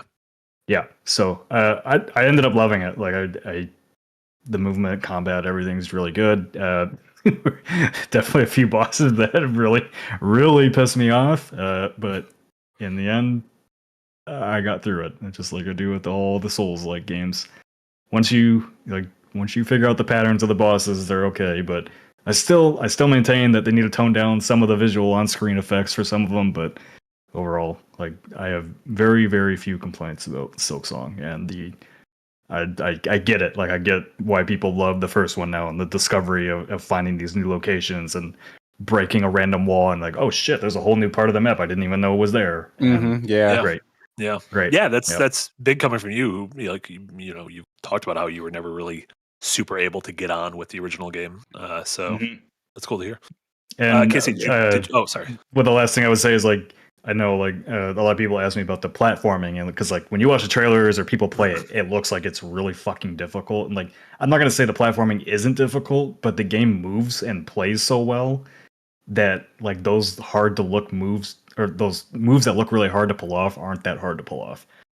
No, and the game has a lot of gives a lot of leeway with you don't need to be when it comes to platforming, you don't need to be super precise. Like you have your little hook shot thing, and if you get it close enough to a ring, you're fine. You get the it helps you out a hover little. ability, which makes platforming for me like I was always a Princess Toadstool main in Mario 2 because she could do that kind of hover, and I love that. And so having Hornet get that in the game, I'm like, oh, I am set for any platforming challenge.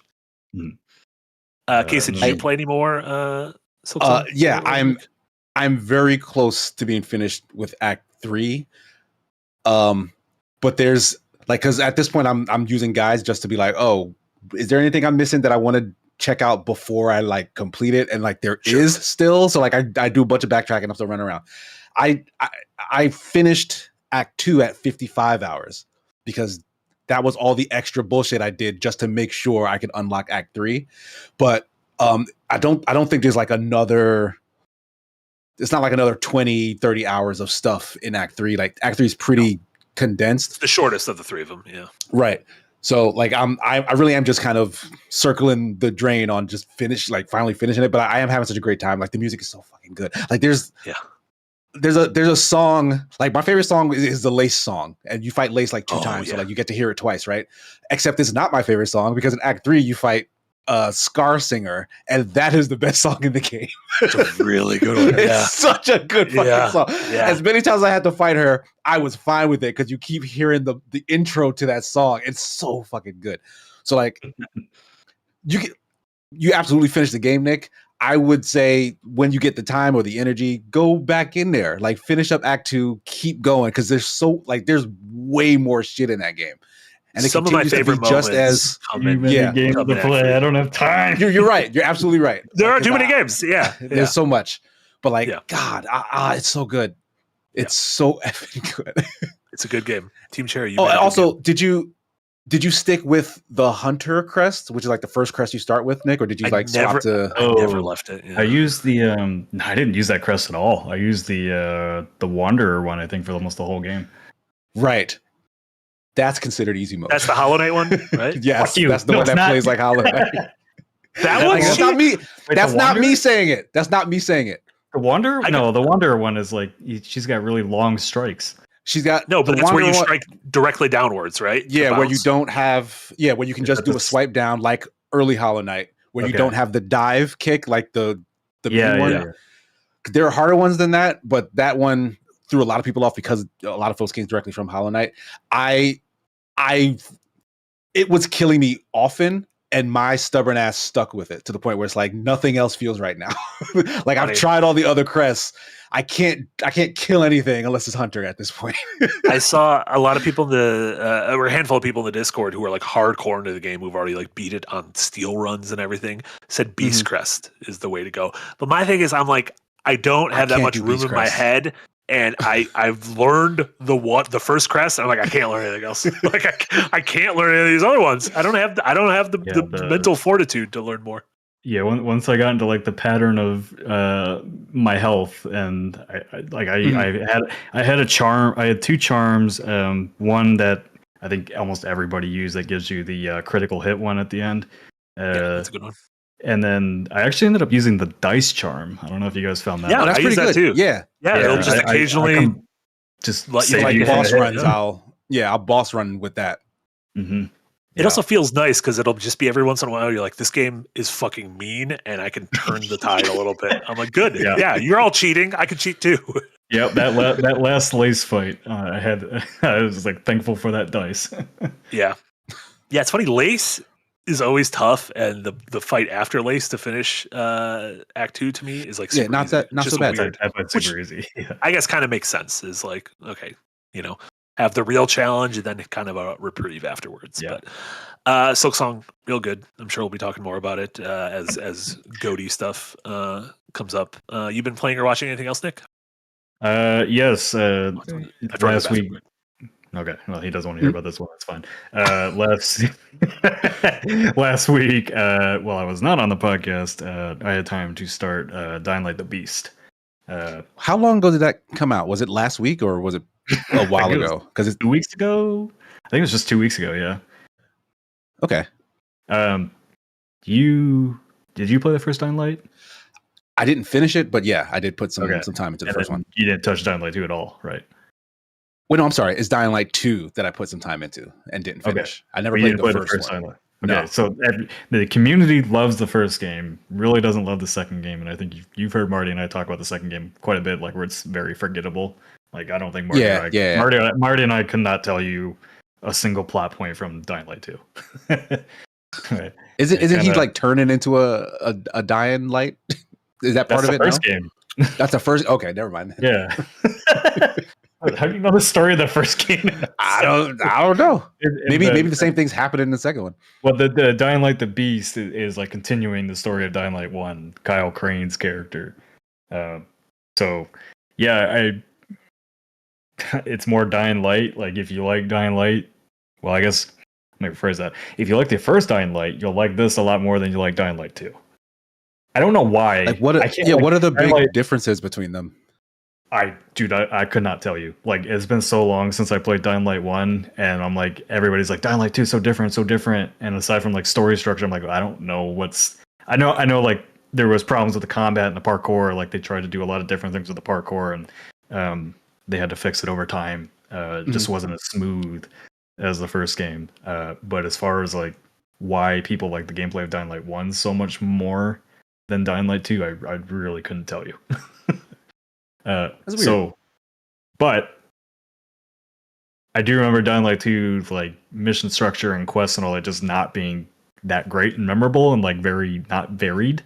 And at least Dying Light the Beast has much more varied questing, I would say. And part of the gameplay loop in Dying Light the Beast is like you yourself are obviously becoming more of the beast. And you are tracking down all these different chimera through the story, which are like these super mutated zombies, and killing them, and then you get new powers from killing them. And so there's a fun loop, story progression loop in that of like you are becoming more and more dangerous as you progress through the game. So you're just Mega Man. You kind of, yeah. Except injecting like zombie blood into your butt. In your butt? Well, he projects into his arm, but you know, every time you go to the doctor, Butt, what's the difference? Yeah, It was all the same. Yeah. I got shit all over both of them. It doesn't matter. So yeah, I mean, it's not gonna win any awards, I don't think. But if you like the gameplay loop of the Dying Light games, then yeah, You play as Mr. Beast in this one, right? Yeah, you play as Kyle Crane again. He's the character from the first game. That's what I was telling Casey. Like, I didn't know the second game was a new character. I thought it was the same character from whatever happened in the last one. Nope, new character. I couldn't tell you who it was though.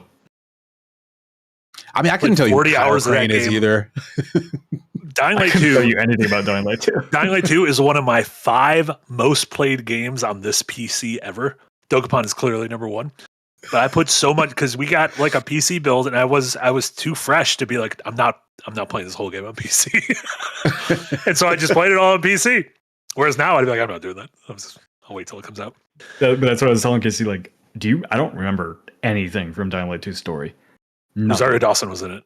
She's great. Love her. Was she? Oh yeah, I remember. Yeah, that. Rosario Dawson was like your main. Did she play a nurse? Probably. She always plays the nurse. That is She's always playing a nurse. She was playing that night nurse. She's got big nurse energy. Yeah, she does. Yeah. Cool. Anything else, Nick? No, I can't talk about the other game I'm playing. So yeah, you go to fucking prison if you do. Casey, what have you been playing and watching? Yeah, I'm currently playing something that I also can't talk about right now. But I did dabble in some of that new Fire Emblem Shadows that dropped. Fuck yeah! What's going on with that game? Drop. It's if you don't know, it's a mobile tactics game, and I use the word tactics very lightly.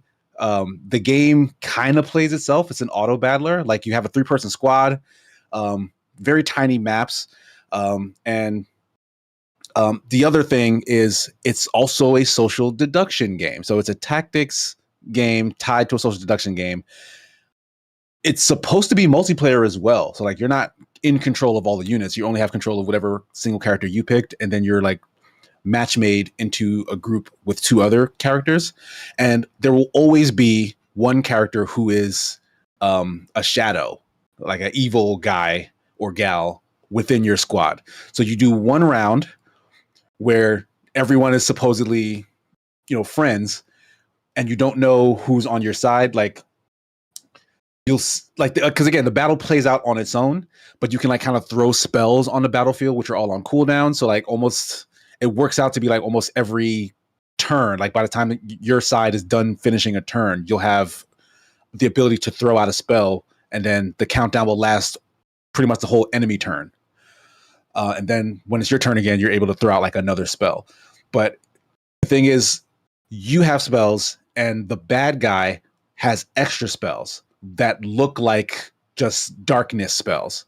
Gotcha. So you can't actually see one of them attacking you directly, but you'll get hit by like, oh, this was a kind of off-screen spell that hit you, and one of these 2 people clearly did it. But you're trying to make sense of who based on maybe did they also get hit with this magic? And like the thing is like it's really flimsy. Like you don't have a ton to go on to really make a good guess. And the game even goes so far as to give you hints when you get to the next screen before you make your prediction, where it says like this person was killed in battle, so maybe they're not likely to be the darkness person, or this person was hit with dark magic, so like maybe they're not likely to do the thing, or this person took no dark magic, maybe they're the one who did it. And like that's not all you have to go on. You get extra lives for the next round based on whether you picked right or wrong, and then the shadow person transforms, and then you do a second round where you fight the shadow person as a beefed up version of themselves against the other 2 and like minions and stuff. And it's really quick. It's way more interesting in premise than it is in action, because it happens so fast, and like it really doesn't feel like you're doing anything, because the characters are fighting each other. Like that was the biggest disappointment, is that they run around and they attack on their own, and you kind of just very passively are throwing things onto the field, and so much stuff is happening at once. Because I'm assuming there are 2 other human players, because at this point all the names look like bots to me. I don't think I've been matched with an actual human yet, but you're doing things, but everyone's doing things. It's really hard to make sense of what's even happening. So like you need that little hint for them telling you like, oh, this happened in the last match. Maybe that's why you should pick them, because I couldn't tell that whether I was picking dark magic or not. So like it's really disappointing, because like it looks really good. The music's great. Like it's got fun cutscenes. It actually voice acts the story bits as well. So like really high production value with all of these things around it. But like at the end of the day, like it's kind of a very weak gacha game, because you do, as you progress through the thing, you unlock new characters. There aren't a ton that I can tell in the pool so far, but I'm sure they're going to increase that down the road. And they already have banners for like characters, like Lyn from Fire Emblem. Sacred Stones, I think. and like I think Dimitri's from Three Houses is also in there Yeah. somewhere. So like yeah, like that's going to be the thing. It's like they're going to want you to pull for Fire Emblem characters that you know, but the gameplay loop isn't really engaging, and I kind of wish it was just more involved because like this actually sounds like a cool idea, but the implementation just doesn't let it actually take shape. It is cool on paper of these like bite-sized tactical battles, and one person is trying to trick the other two into thinking that they're on the same team, even though they're not. Right. Like, there's something there, but it sounds like you said, the fact that they have to give you those hints means like, oh, well, the system is underbaked. Yeah, like it's not a great way to make any, and it's so fast. Like it's literally 2 rounds. We do 1 round, and then you guess, and then it's the battle. So like you don't even have like the time to really like get to know these characters. Like it's like the first round so of any of our quick. social deduction games are like nonsense. Yeah, you don't know always anything. like by the end of the first, the first of what's not Lethal Company? What's the name of the First Class Trouble? Yeah, you're like drunk and pushing you're people just over the throwing ledge. people downstairs and being an asshole and fucking up opening doors. Whether I'm bad or not, That's totally I'm bad at opening doors. I don't know how to do it. It's even a step down than the last one because the Fire Emblem Heroes, it's a lighter version of Fire Emblem style tactics, and Fire Emblem style tactics is still pretty light in terms of like the grand scheme of tactics games. Like it's pretty bare bonesy. But the Heroes version is a watered down version of that, but you still at least move the units and tell them what to do. Yeah. So like you can still get like a little bit of a rush from the Heroes version, and that one's a gacha game that also has all the Fire Emblem characters that you know and love too. So like if you're gonna do one of these, Heroes is probably the way to go.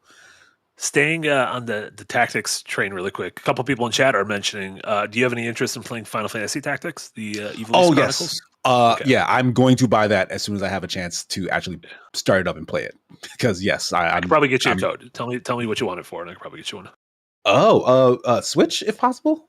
I can get you So Switch. I can get you the Switch. Yes, 1 and 2 with me. I've been playing it a little bit on Switch, and I only say a little bit because I've been rotating through like 10 games on my Switch, and that's one of them. But I love every single update they've made to that game. I think the voice acting is like legitimately great. I think the quality of life things, including the sort of turn order on the side, really helps with the strategy. And I just think it is like one of the great PS1 games, and I'm glad more people are picking this up. Yeah, hell yeah. Yeah, if you can get me a code, I will absolutely take it. Thank you. I know people. John Square. I'll call Ramza himself. Delita, I need you. I need you to give us a code. How can you offer a code to KC and not the whole community that's sitting here watching us? I'll give a code to every single person. Every single person. Yeah, did you bring enough? Every single person. Tell me what platform you want it for, and I'll email my close personal friend Yoshi P. Like we need 10,000 codes. Does anybody have tactics allergies? Does anyone have tactics allergies? What else, Casey? What else have you been playing or watching? In terms of watching, I had a his and hers movie night. So I picked one, she picked one.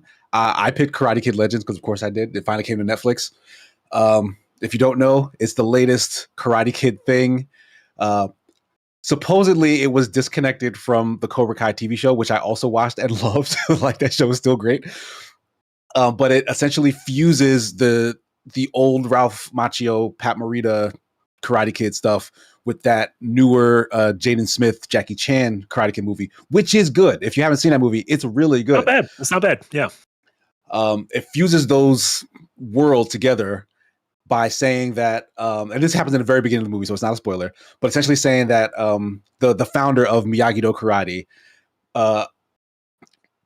they got mixed around like during the war and like landed in China and met with the Han family who were practitioners of Kung Fu, that's Jackie Chan's lineage.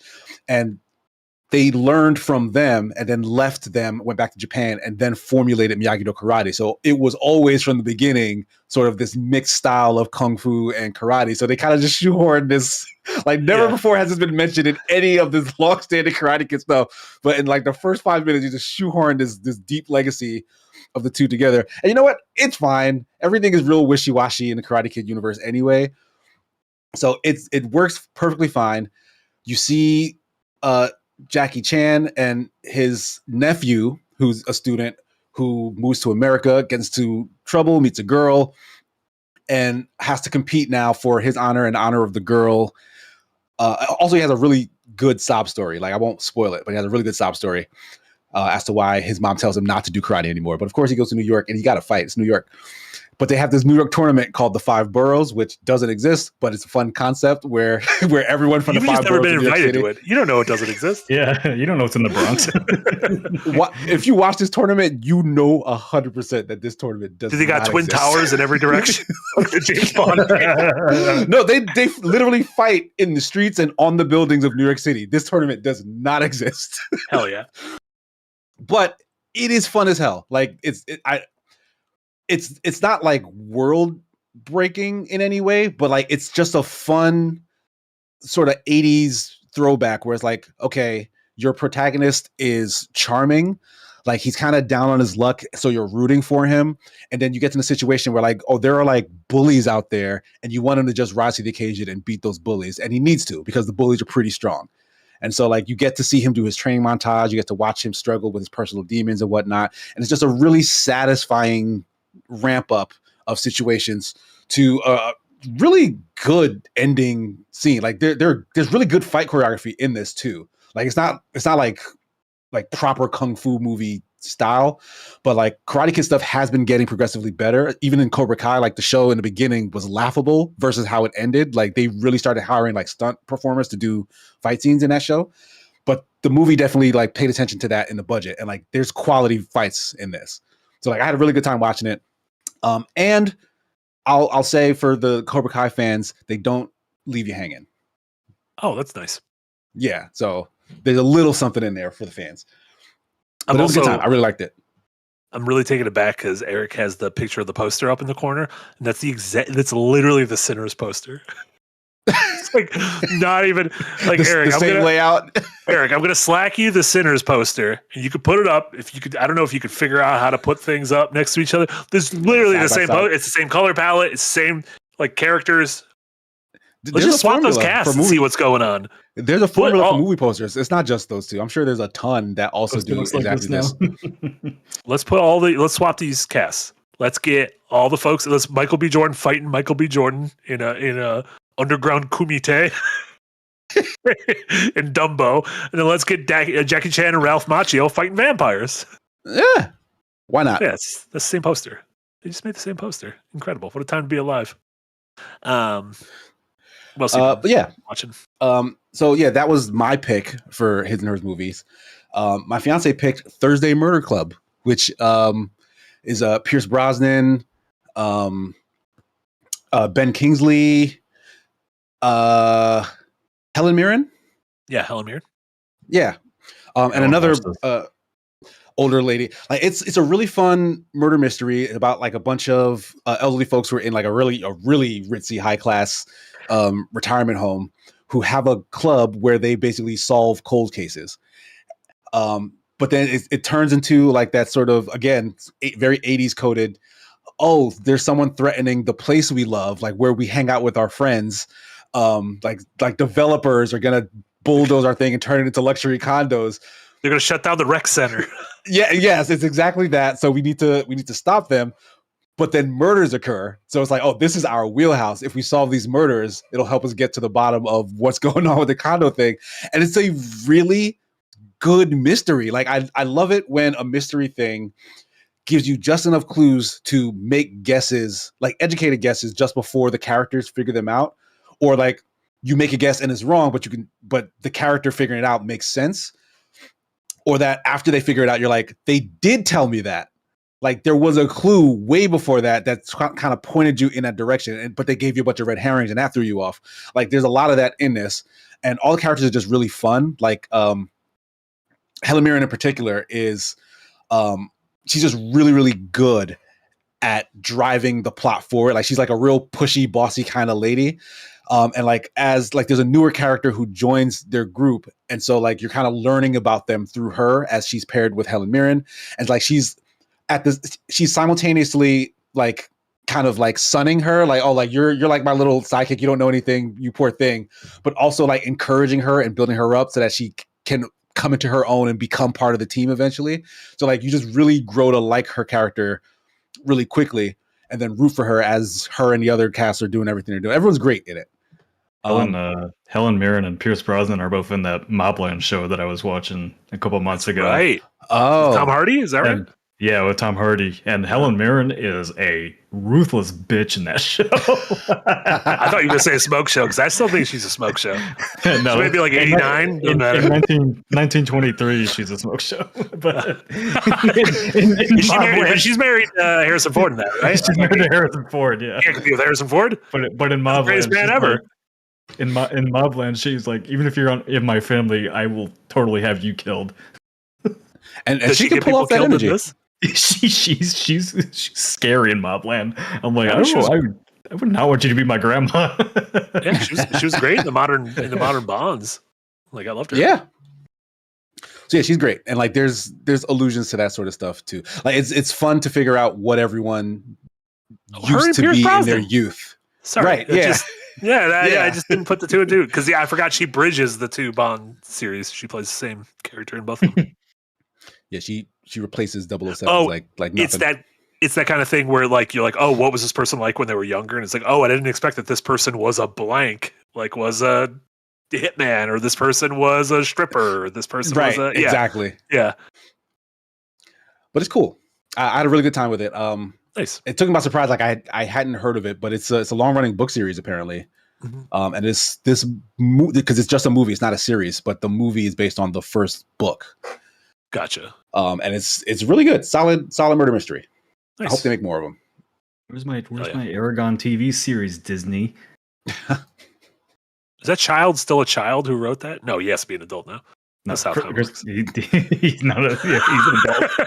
That was like 20 years ago. He was 16. Oh, wow. And then finally, last thing I watched, I finished the whole first season because like I was really into it, and I'm already not midway, but I started season 2 of Mashal, Magic and Muscle. Like is a reference that I've been doing through our Dokapon playthrough, where like I'm trying to build my character to be both like a fighter and a mage, but that's not what Mashal is about. Mashal is about a kid with 0 magical ability born into a world that is overly obsessed and concerned with magic, to the point where your magical ability essentially dictates your class in the society. And if you have no magical ability, they execute you. They don't want you in the gene pool for society. They will kill you if you don't have magical ability. So it's a thing that's hidden from the world up until he becomes a teenager, but then something happens where he kind of gets outed and then blackmailed into attending a prestigious magic school and achieving like its valedictorian status, because he, despite having no magical ability, he has trained since youth physically. So he's just stupidly strong, like superhumanly strong, and has overcome every single magical showdown by just beating the shit out of them while picking those up. Yes. Like he just like now it he's is, got a broom. Like it's funny because it like animation wise it kind of favors One Punch Man, but it's also kind of favoring it in terms of tone as well. Like it is very much a Harry Potter parody. But like if Reacher went to Hogwarts. Yes. Oh God. Yeah. But like it's so goofy while simultaneously telling like a very compelling story about like classism. Because like the threat to his life is legit. But the thing is, like, he's hiding it. But when people start to find out, or when people start to question it, he beats he literally beats the shit out of them. And then like, that's how he solves the problem. It's like, it doesn't matter if I don't have magic because you're not stronger than me. And I'm going to beat the shit out. And he's such a good dude. Like, I love, like, especially like in this time period, I love the idea of just, what's the right word? Like altruistic strength. Like you're the strongest person in all that you can see, and you use that power purely for good. Like he's kind of he's very much a himbo. Like he's real dumb. Like he's not a clever guy. He's not smooth but he's just so earnest. Like he's legitimately a good person. And like the people who like recognize that about him, like he's very like good to and like appreciative of. And then he just chooses to use that strength to protect those people and to further the objective of reaching that highest honor so that he can change how society works. Because basically the people who graduate this school get considered to be part of like the magic council and stuff because he's like the best magic users in the country or whatever.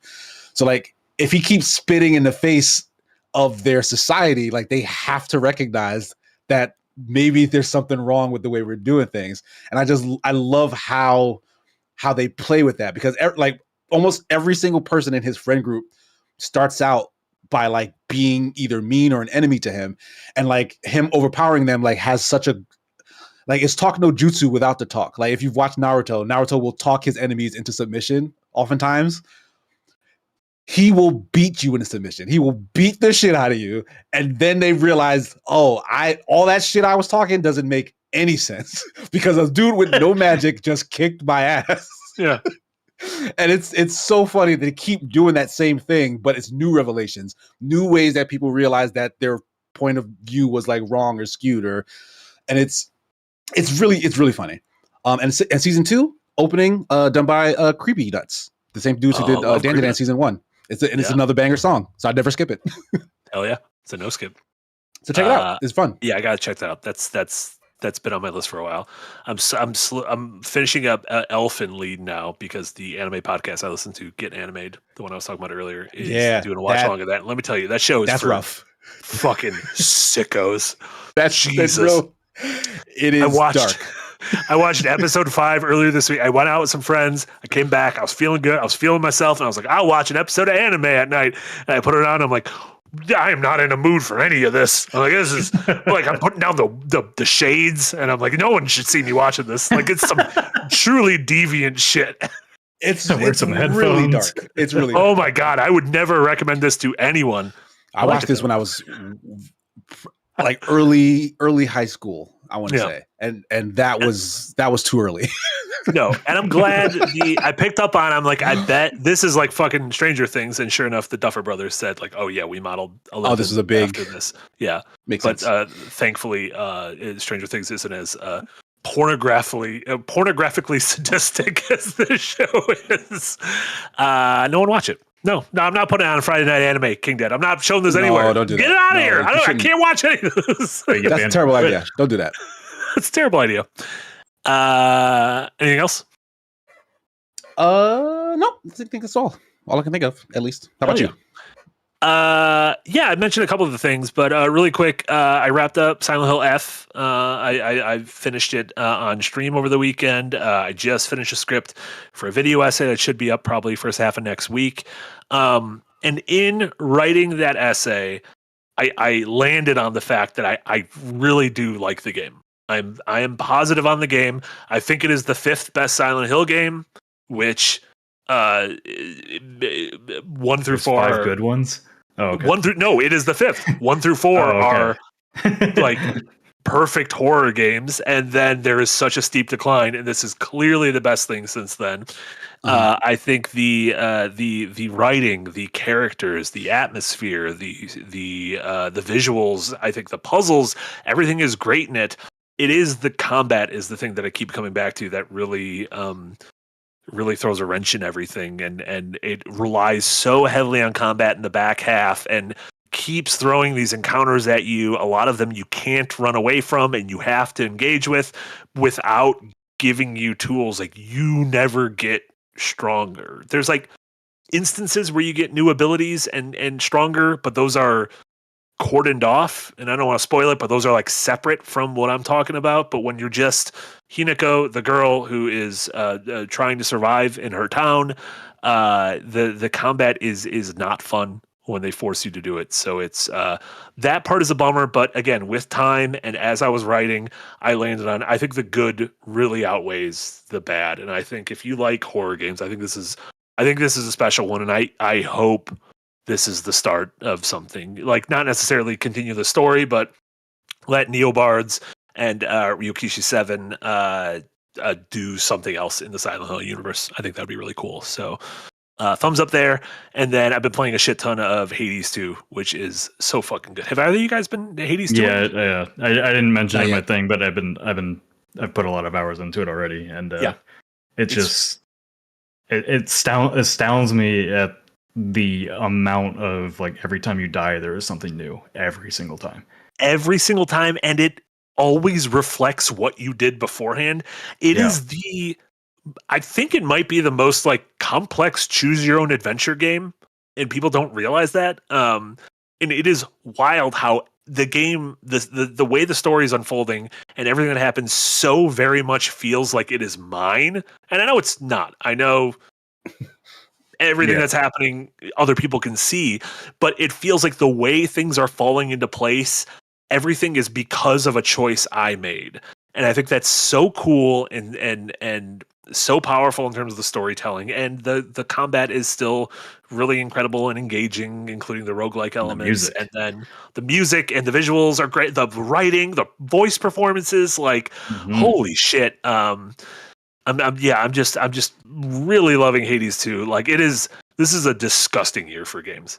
Like, I am, I wrote about it earlier. I think I said last week. I don't know, like, game of the year. Like, what the fuck is going on there? Yeah, like, I said last week on Blue Sky that I think 2025 is going to go down as one of the best years for games. Yeah, I wrote about it in my column, and I listed my top 5, and it feels like with a little bit of distance that might be able to dethrone one of them and enter that top 5. So just a really great year for games. I do feel like this could go down as one of those, like, 98s, 2001, 2007, 2017, 2020. At least for me, those are mine. But yeah. I mean, we had one of those, like, what, 2 years ago? Yeah, I mean, the thing for me is, like, Baldur's Gate 3 was one of the big things of that year, and so that didn't click with me. But that was that was the Tears of the Kingdom. That was the Resi 4 remake year. Like a truly special year. Games are good. Despite, listen, I know the first 90 minutes of the podcast where games are bad, but this vestigial tale of 40 minutes, games are good. Games business is bad. Yeah, games business is bad. Games are good. Art, games as art, never been better. Thriving. Absolutely thriving. I just downloaded a fucking Digimon game that people are like, this is better than any Pokemon game in 20 years. I mean, that's not hard. I mean, that's true. That's the real shit. Honestly, my hot take, Pokemon, one of my favorite things in the world. I think they made one good game, and it was called Pokemon Blue. It wasn't even red. Not even red. Just Pokemon Blue. I really like Yellow. Emerald for me. Secret thing about Pokemon, they're all the same game. it's all the same thing. Yeah, that's what I said about Mega Man Battle Network, and they wanted to kill me. I was just thinking last week, like, man, I would kill for... As much as I deride Marty for his love of remakes from Nintendo, I would kill for an HD 2D remake of Emerald. Listen, 30th anniversary coming next year. I'm saying Gen 1, they're going to do a full remake. It's going to be fine. They're going to get all the voice actors from the anime. They're going to bring back that one episode where the guy held the gun on Ash a bunch. I've been watching the episodes of the anime that aren't shown in America. They are nuts. One of them, a dude keeps pulling a gun on them. I didn't even know guns existed in Pokemon. It's a regular gun, and they keep pointing at this child who I think is canonically 11, and it's fucking... No, look at that image! This is like a real gun. Right in his face. What a crazy... Everyone's always like, what about the episode that gave kids seizures? None of that's important. Oh, with Porygon, Yeah, this is nuts. So were these episodes, like, banned in America? Or just... I think so. This one never came to America. Heavily edited. Yeah, Porygon aired once, and a bunch of kids died or had seizures or whatever. I don't think they died. They're all dead. They died. They can't tell you if they did or not because they're dead. This one never aired in America because I think it was a little bit after Columbine. They're like, we probably shouldn't be showing this. And apparently there's a third Christmas episode with Jinx that is, like, pure blackface. Oh, and I haven't watched that one yet. That one was banned. And then they also banned or edited an episode where Jesse has inflatable boobs attached to him, his chest. I'm glad for all these. What incredible, what an incredible series. Truly one of the greatest series. All right, before we settle up, S6, thank you so much with $5 Australian. I filled out your dang Patreon survey with lots of thoughtful feedback. First, you take my money, then you take my feedback. What more do you want of me? We want Tell your your friends. soul. We want your soul. Oh, also, And your friends' souls. Yeah, but also your soul. We need your soul. Yeah, there's Put their money first. money in the soul. Bunch of Shang Songs over here. That's who I kept saying we want your soul. And I'm like, who am I thinking? No, I was also thinking of The Rock. The Rock told Cody Rhodes that he wants his soul. And then The Rock just left. Because he was like doing his big boss thing, but then The Rock is like, oh, I'm gonna be in the Smashing Machine and get an Oscar. And he left. And I'm like, whatever happened to the thing where you tried to steal his soul? And then King Dead with a $2 dono. Thank you so much. Reacher destroying Hogwarts is something I need. Could you imagine? So my vision of this is Reacher punches Voldemort's nose off, and that's what makes him so angry. Oh, because Voldemort famously doesn't have a nose because he's like serpentine in his nose. Yeah. I mean, I feel like you'd get that being second a bully book. as Tom Riddle. Yeah. Yeah, I was about to say that that second book got like it's like the diary, right? Oh, no, that's the sixth one. The Half-Blood Prince. Whatever. Reacher taking that book and he's just ripping it in half. He don't give a shit. He's the kind of dude who's so strong he can take a phone book and rip it in half. Yeah, I'm gonna just solve this problem. Yeah. Yeah. I know someone else Reacher could punch, and it's probably the author of those books, but it's fine. He doesn't need to do that. Reacher just comes in with Voldemort's got his wand, and Reacher just pulls out a gun. It's just done. Problem solved. Just like the men. Two to the head.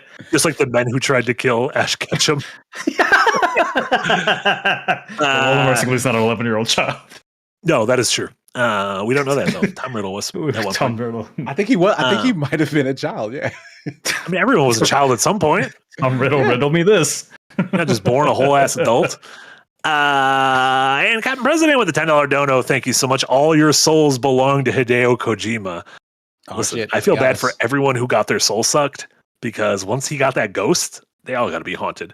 If he sucked up everyone's souls of like Keanu Reeves and Norman Reedus and everyone, and then he sucked up the soul of a ghost, like their souls all got to be haunted. So I'm a little worried about them folks.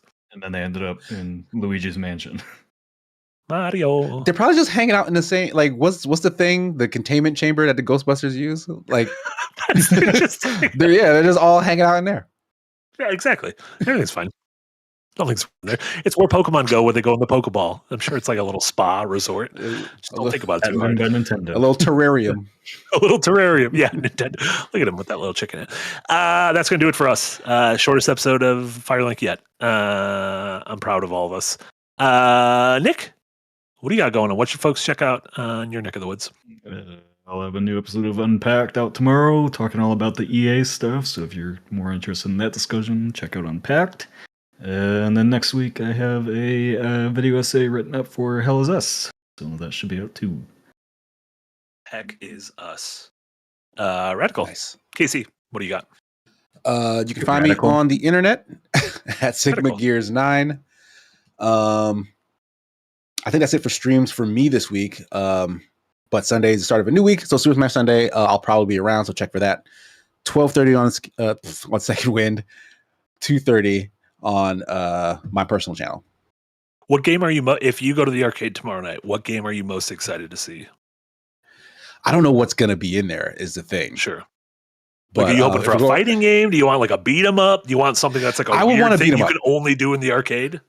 I have very fond memories of the old Ninja Turtle beat 'em up. So if those are in there, I will absolutely sit down and do those. Turtles in Time? What a game. Turtles in Time is a great fucking beat 'em up. God damn, that's such a good game. Big Apple, love that 3 game. a.m. What a game.